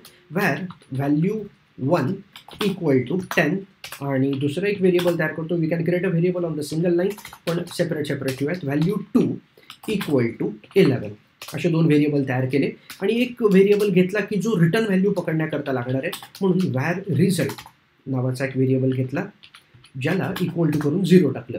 As we are initialising on the same line there is no need to specify the data type explicitly, म्हणून मी त्याच्यात काहीच नाही दिलं. खाली आलो आणि म्हटलं की रिझल्ट इक्वल टू मला ॲड नावाच्या दुकानात जायचं आहे. ॲड नावाच्या दुकानात जायचं आहे. जाताना दोन गोष्टी घेऊन जायच्या, that is value 1 comma value 2 अशा दोन गोष्टी घेऊन जायच्या. आणि दुकानदार आपल्याला रिटर्न व्हॅल्यू कशामध्ये देणार आहे, रिझल्टमध्ये देणार आहे. आणि घरच्यांना आल्यावरती सांगा की रिटर्न व्हॅल्यू काय आली. म्हणजे आपण घरातनं दुकानात चाललोय. घर म्हणजे कुठलं झालं आपलं मेन फंक्शन आणि दुकान म्हणजे कोण झालं ॲड नावाचं फंक्शन. It is just a terminology to understand what is mean by function. आता बघा इथं आपण लिहूयात ॲडिशन इज आणि पुढं कॉमा करून, इथं मी जस्ट एक फॉर बेटर रिडायबिलिटी इथं लिहितो, कॉमा करून पुढं लिहितो की मला कुठल्या व्हेरिएबलला डिस्प्ले करायचं आहे, रिझल्ट नावाच्या. बरोबर आहे. हे एक फंक्शन दिलं. पूर्ण एकदा बघा बरं. ॲड इज अ फंक्शन ज्याच्या आतमध्ये एक लोकल व्हेरिएबल आहे, आतमध्ये ॲडिशनचं लॉजिक आहे आणि रिटर्न आन्सर केलं. It's simple. मेनच्या आतमध्ये 3 लोकल व्हेरिएबल आहे, 2 व्हॅल्यूज ठेवण्याकरता आणि एक रिटर्न व्हॅल्यू घेण्याकरता. या प्रोग्रामला आपण सेव्ह करूयात सो दॅट आपल्याला कळेल की कुठं काही आपल्याकडनं चुकतंय का. एडिटरकडनं किंवा आयडीकडनं आपल्याला कुठलाही तसा एक धोक्याची घंटा आलेली नाही आहे, सो दॅट आपल्याला पुढं जाणं सोयीस्कर असेल असं वाटतंय. आपण कंपाईल आणि रन केल्याशिवाय पुढं बोलू नये असं आहे, म्हणून आपण एकदा याला रन करून बघूया. रन केल्यावरती आउटपुट आलं बघा, ॲडिशन इज 21. याचा अर्थ 10 आणि 11 या व्हॅल्यू गेल्या ॲड नावाच्या फंक्शनकडं. बघा ॲड नावाच्या फंक्शनकडं आणि ज्या फंक्शनने आतमध्ये येऊन दोघांची ॲडिशन केली आणि तुम्हाला व्हॅल्यू रिटर्न केली. सिमिलरली जर आपल्याला वाटलं तर आपण एक पुढचं फंक्शन डिफाईन करू, सबस्ट्रॅक्ट नावाचं.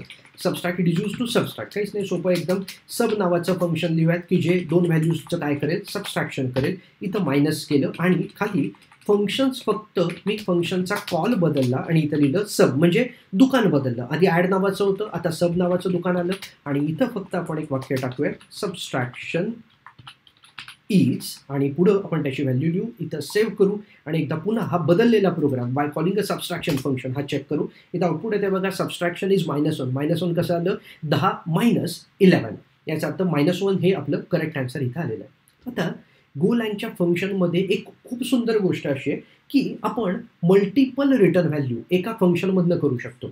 याचा अर्थ जनरली आपण C++ जावामध्ये जेव्हा जातो तेव्हा आपण रिटर्न व्हॅल्यू जी असते ना ती एकच असते. म्हणजे आपण एका फंक्शनमध्ये रिटर्न पुढं जे नाव देतो ती व्हॅल्यू फंक्शनमधनं रिटर्न केली जाते. पण गोलँगमध्ये खूप सुंदर गोष्ट आहे की जी एकाच फंक्शनमध्ये तुम्ही एकाच वेळेस मल्टिपल रिटर्न व्हॅल्यू करू शकता. आता समजा माझ्याकडे वरती आता 2 फंक्शन्स आहेत, ॲड आणि सब.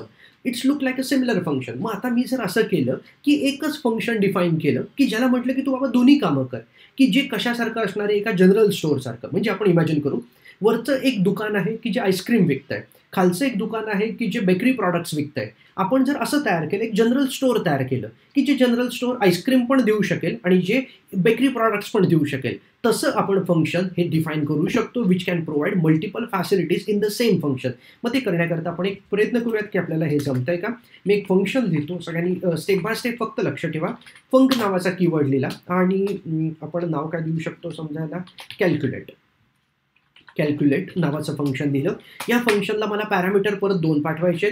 मी पॅरामीटर घेतला no1 इंट कॉमा no2 आणि त्याच्या पुढं पण म्हटलं इंट. आता हे फंक्शन मला असं एक्सपेक्टेड आहे की या फंक्शनच्या आतमधनं आपण 2 रिटर्न व्हॅल्यू करू.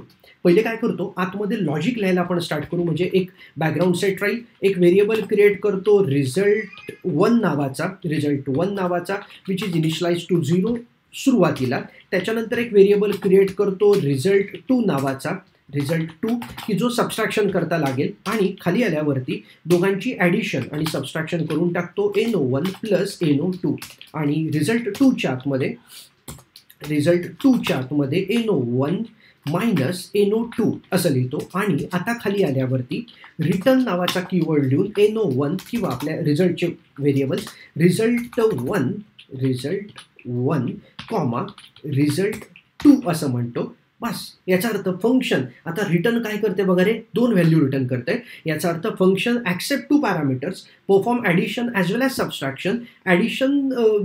Addition's results get stored into one variable named as result1, and subtraction result gets stored into another variable named as result2, and at a time we want to return the two values to the caller. याचा अर्थ main function हे येताना 2 variables घेऊन आलं पाहिजे, रिकामे containers किंवा रिकाम्या पिशव्या, की ज्या रिकाम्या पिशव्यांमध्ये त्यांना एकात ॲडिशनचा रिझल्ट मिळेल आणि एकामध्ये सबस्ट्रॅक्शनचा रिझल्ट मिळेल. आता जर मला 2 रिटर्न व्हॅल्यू करायचे असतील तर इथं मेन्शनही करायला लागणार की बाबांनो की मी पहिली रिटर्न व्हॅल्यू करतोय इंटीजर आणि दुसरी रिटर्न व्हॅल्यू करतोय इंटीजर.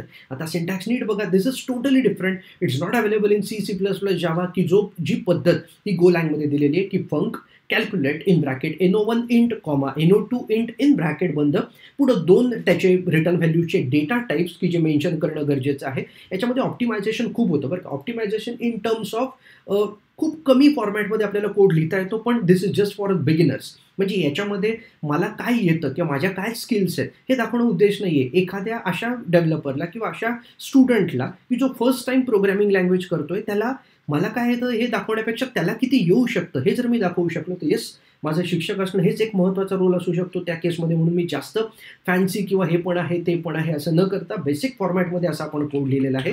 आता आपण या कॅल्क्युलेट नावाच्या फंक्शनला कॉल करू. आता बघा सगळ्यांनी, इथं मी 2 व्हेरिएबल्स तयार करतो. समजा याला मी नाव दिलं RET1, RET2 असे 2 व्हेरिएबल्स तयार केले. ठीक आहे, 2 व्हेरिएबल्स घेतले, RET1 आणि RET2.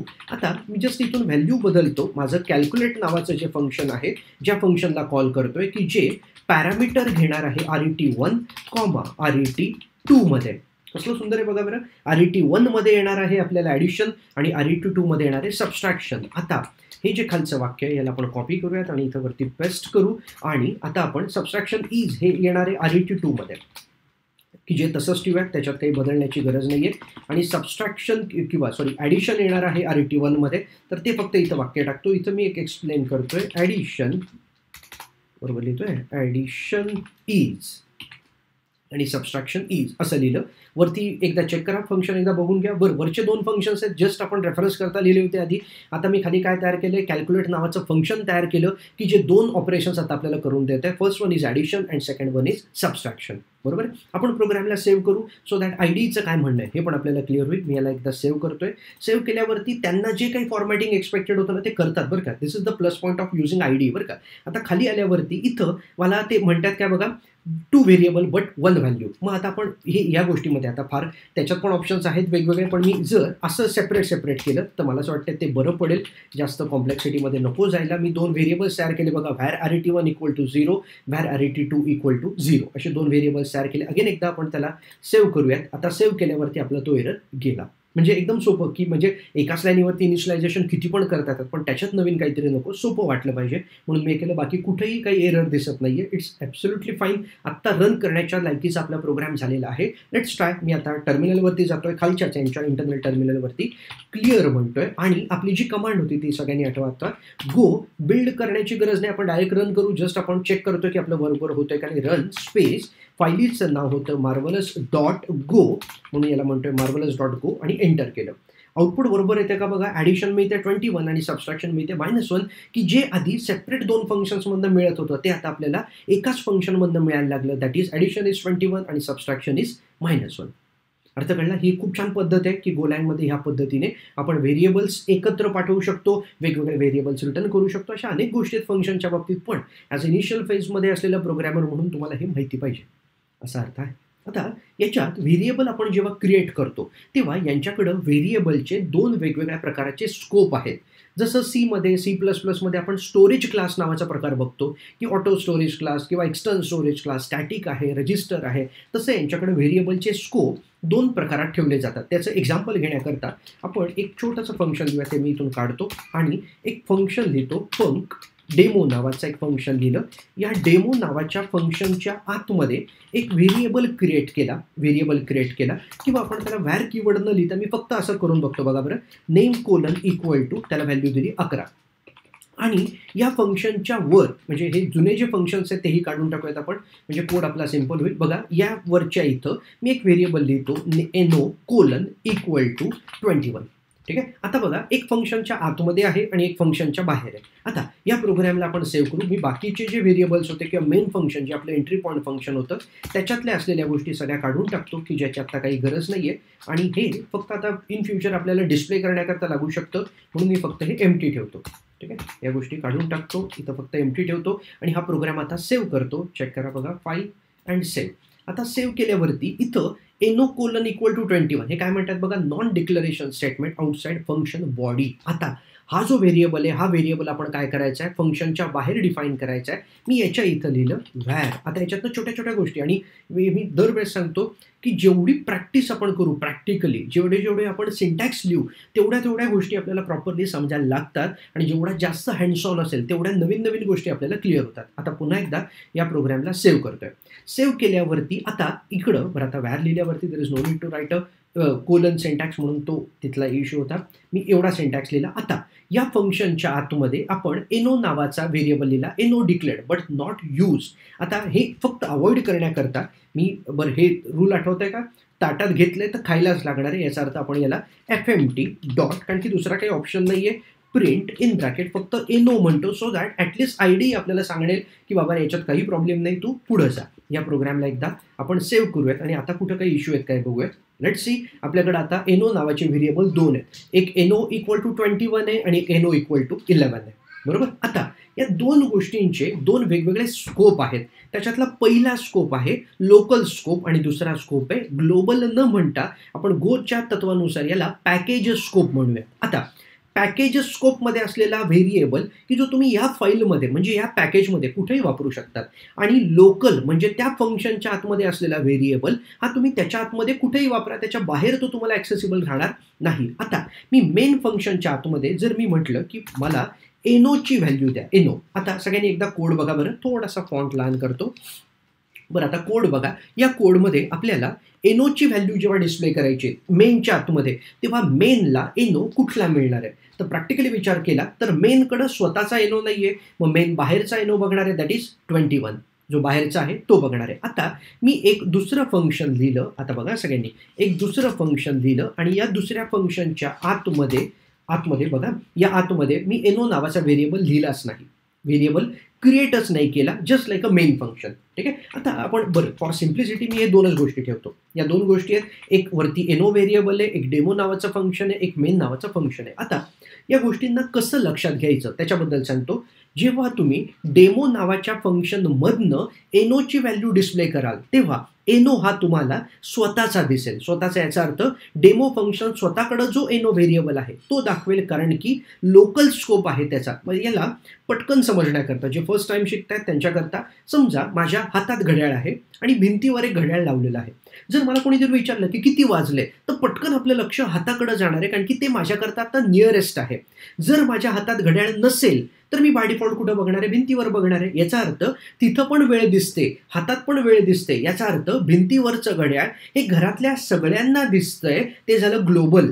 आणि हातातलं घड्याळ की जे प्रत्येकाच्या हातात असेल तर ते त्याचं लोकल आहे. याचा अर्थ मी दुसऱ्याच्या हातातल्या घड्याळावरती बघण्यापेक्षा बेटर आहे आयदर स्वतःकडे असेल तर ते स्वतःचं बघा किंवा नसेल तर तुम्ही भिंतीवरचं बघा. इथपर्यंत कळलं. ही जस्ट एक टर्मिनॉलॉजी होती to just understand a local scope आणि पॅकेज स्कोप. पॅकेज स्कोप आत्ता बाहेरच्या एनोचा आहे म्हणजे याचा आहे आणि लोकल स्कोप या एनोचा आहे. या केसमध्ये आपल्याला व्हॅल्यू मिळणार आहे 11 आणि या मेनच्या केसमध्ये आपल्याला व्हॅल्यू मिळणार आहे 21.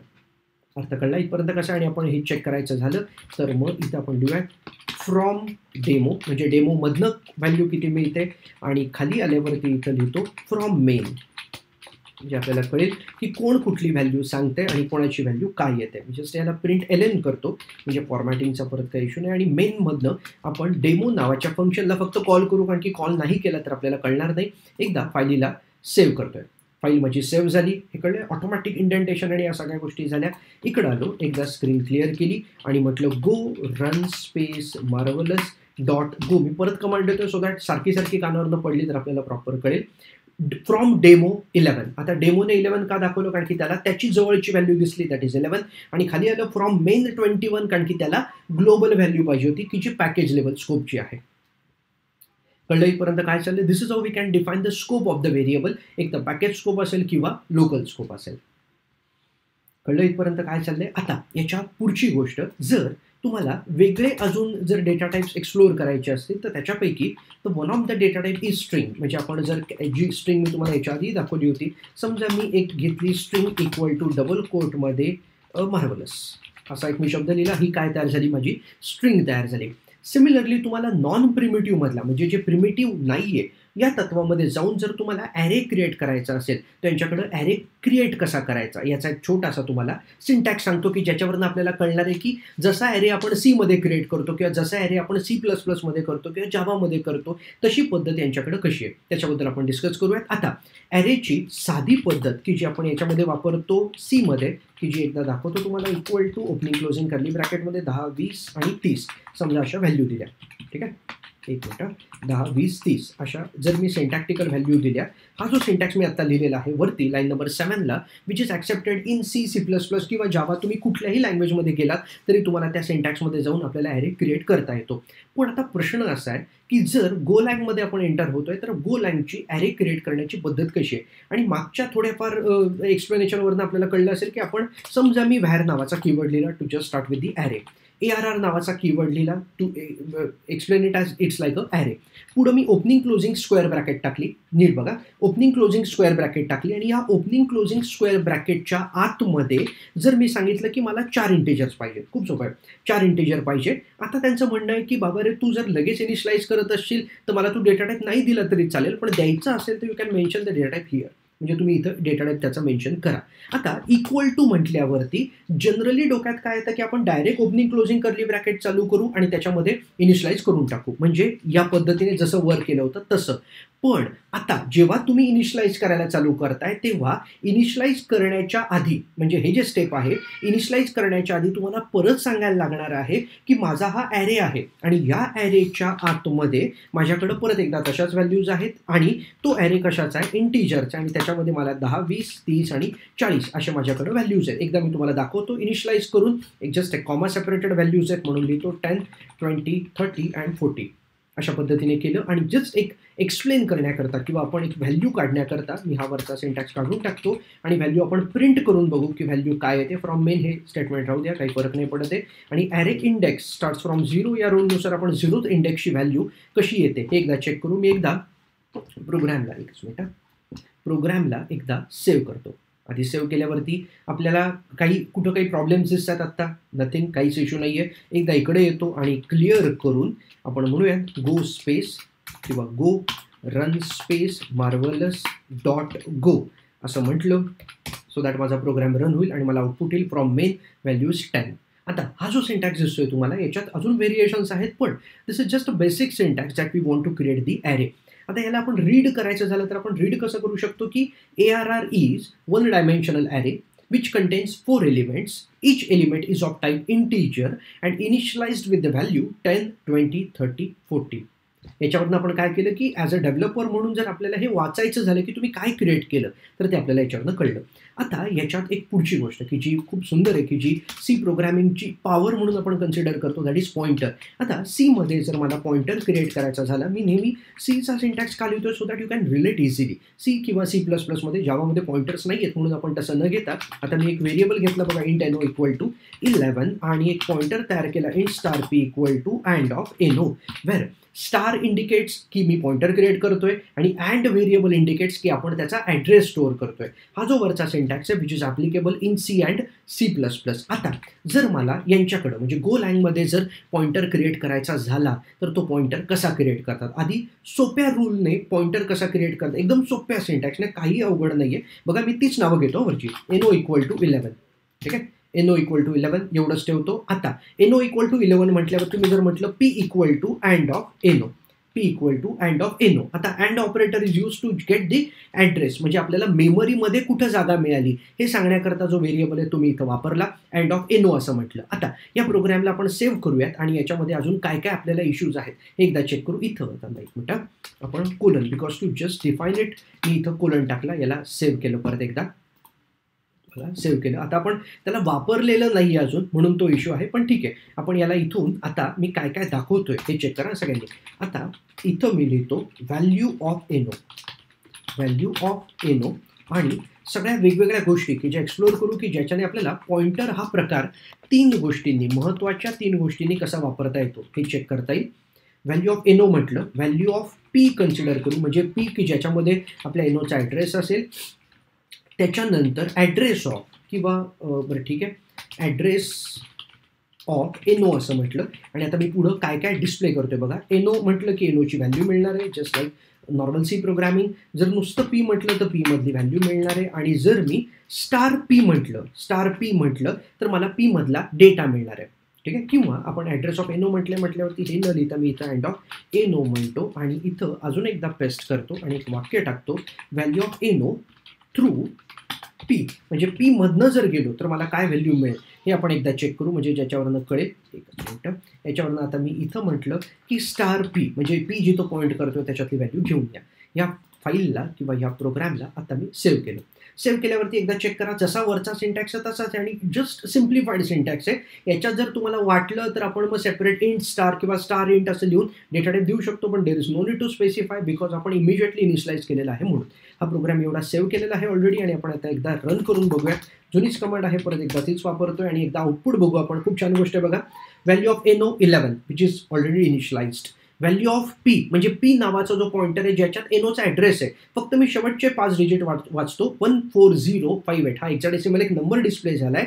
आणि हे खरंच करेक्ट आहे का हे कळण्याकरता खालचं वाक्य address of N O which is exactly same, कारण की आपण पी मध्ये सुद्धा कोणाचा ॲड्रेस टाकला आहे, एनोचाच ॲड्रेस टाकला की ज्याची व्हॅल्यू आपण डिस्प्ले केली. आणि फायनली स्टार पी म्हटल्यावरती आपल्याला जो कंटेंट मिळतोय तो कंटेंट सुद्धा कोणाचा कंटेंट आहे, एनोचा कंटेंट आहे की जो आपल्याला आता डिस्प्ले करून मिळाला.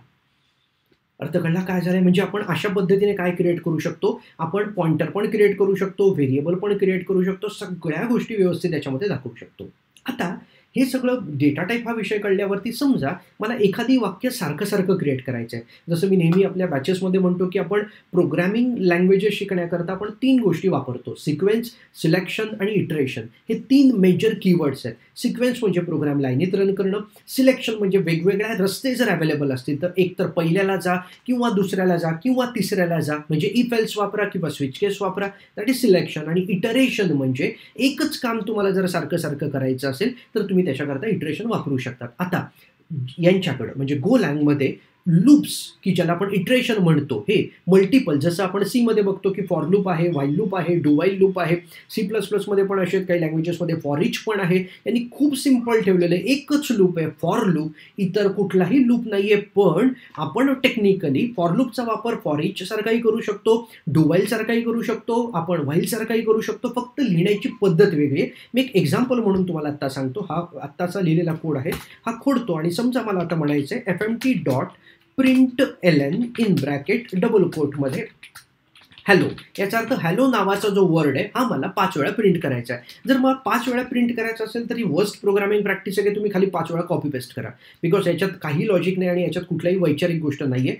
जर मला फॉर लूप लिहायचं असेल तर यांचं म्हणणं असं आहे फॉर स्पेस ओपनिंग करली ब्रॅकेट आणि इथं खाली जर मी दिली क्लोजिंग करली ब्रॅकेट. आता या केसमध्ये आता काय केलं बघा रे, मी फॉर लूप लिहिला, फॉर लूपच्या आतमध्ये काही नाही, काही कंडिशन नाही, काही नाही.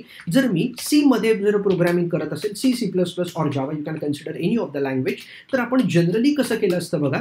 मी जस्ट एक साधा फॉर लूप दाखवतो की जो आपण 5 वेळा एखादी व्हॅल्यू प्रिंट करण्याकरता वापरू. तर आपण कसं करतो बघा, for loop just starts with the initialisation i equal to आपण म्हणूयात 1 आणि आपल्याला कुठपर्यंत जायचं आहे, जोपर्यंत i ची value is less than or equal to 5 आहे तोपर्यंत, आणि दरवेळेस i ची व्हॅल्यू एकेकाने वाढवायची आणि मग आतमध्ये आपण म्हणूयात प्रिंट एफ. मी सी कन्सिडर करतोय तर डबल कोटमध्ये मी मेन्शन केला आता हॅलो.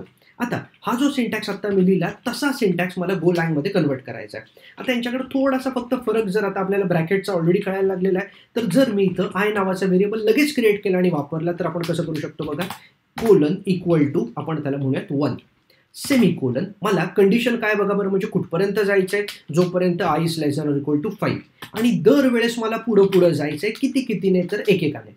अशा पद्धतीने मी फॉर लूप लिहिला. म्हणजे starts with i equal to 1 condition जोपर्यंत i is less than or equal to 5 आणि दरवेळेस काय करायचंय, i प्लस प्लस करायचं आहे. मग ह्या प्रोग्रामला आपण एकदा सेव्ह करू आणि एडिटरलाच आयडीलाच विचारूयात की काय म्हणणे बघा. There is no problem, program should successfully run. आपण एकदा आपल्या टर्मिनलवर येऊयात आणि एकदा रन करून बघू. गो रन स्पेस marvelous.go 5 वेळा बरोबर आपल्याकडे काय लिहून आलं, हॅलो लिहून आलं. याचा अर्थ आपण लूपिंग वापरायचं असेल, म्हणजे तुम्हाला इटरेशन वापरायचं असेल तर this is the only one loop. Simple, एकदम सिम्पल लँग्वेज ठेवलेली आहे आणि पटापट वापरून आपण शिकून त्याला वापरू शकतो अशी लँग्वेज आहे. There is only a for loop. आता तुम्हाला जर व्हाईल सारखं वापरायचं असेल तर just you can remove the initialization काढून टाका.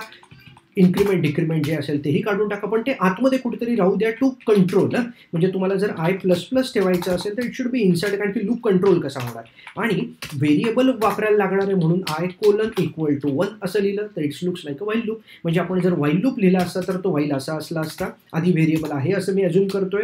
While in bracket I is <5 आणि आतमध्ये आपलं जे काही लॉजिक असेल ते इथं आपण म्हणूयात लॉजिक, आणि खाली दरवेळेस आपण आयला ++ केलं असेल, it use to increment. Similarly गोलँगमध्ये आपण या फॉर लूपचा वापर असा केला. जर तुम्हाला इन्फायनाईट लेवलला फिरायचं असेल, just till any of the condition or break लावेपर्यंत, this is infinite for loop. Without initialization, without condition, without increment decrement, nothing. This is how we can do write a for loop. कळलं इथपर्यंत? आता याच्या पुढची गोष्ट आहे, जर तुम्हाला आता मी सिक्वेन्स हा जो ऑप्शन होता की आपण एखादी गोष्ट लाईनीत लिहिली तर ती सिक्वेन्स म्हणून जाते. इटरेशन हा प्रकार आपण लूप्स लावले तर ते लूप्स इटरेशन म्हणून जातात, की ज्याच्यात आता एकच ऑप्शन आहे, दॅट इज फॉर लूप. आता जर तुम्हाला जर इफ एल्स वापरायचं असेल, म्हणजे इफ समथिंग व्हॅल्यू असेल तर काय करा, किंवा दुसरी असेल. मी एक एक्झाम्पल घेतो. व्हॅर मार्क्स नावाचा आपण एक व्हेरिएबल घेऊया मार्क्स, आणि त्याला इक्वल टू करून मी त्याला मार्क्स देतोय 85. ठीक आहे. आणि आता मला चेक करायचं की मार्क्स हे जर 60पेक्षा कमी असतील तर आपण त्याला म्हणायचं आहे की 60 म्हणायचं, और आपण 75 म्हणू. 75पेक्षा कमी असेल तर आपण फर्स्ट क्लास म्हणू, आणि 75पेक्षा जास्त असतील ना, फक्त जास्त हा शब्द आपण यूज करूयात, तर त्या केसमध्ये आपण म्हणूयात की त्याला डिस्टिंक्शन आहे.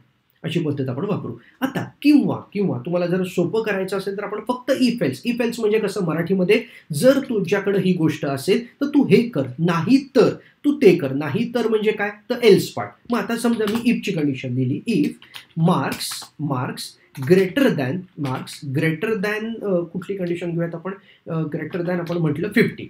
मार्क्स ग्रेटर दॅन 50 असेल तर मला काय करायचं, एक वाक्य प्रिंट करायचं आहे. तर मी इथं लिहिलं FMT, आपलं package FMT dot print LN in bracket double कोटमध्ये फर्स्ट क्लास असं लिहिलं. ठीक आहे. आता हा प्रोग्राम मी एवढाच सेव्ह केला. मी 50पेक्षा मोठा असेल, म्हणजे जर मार्क्स 50पेक्षा मोठे असतील तर बाबा फर्स्ट क्लास डिस्प्ले कर.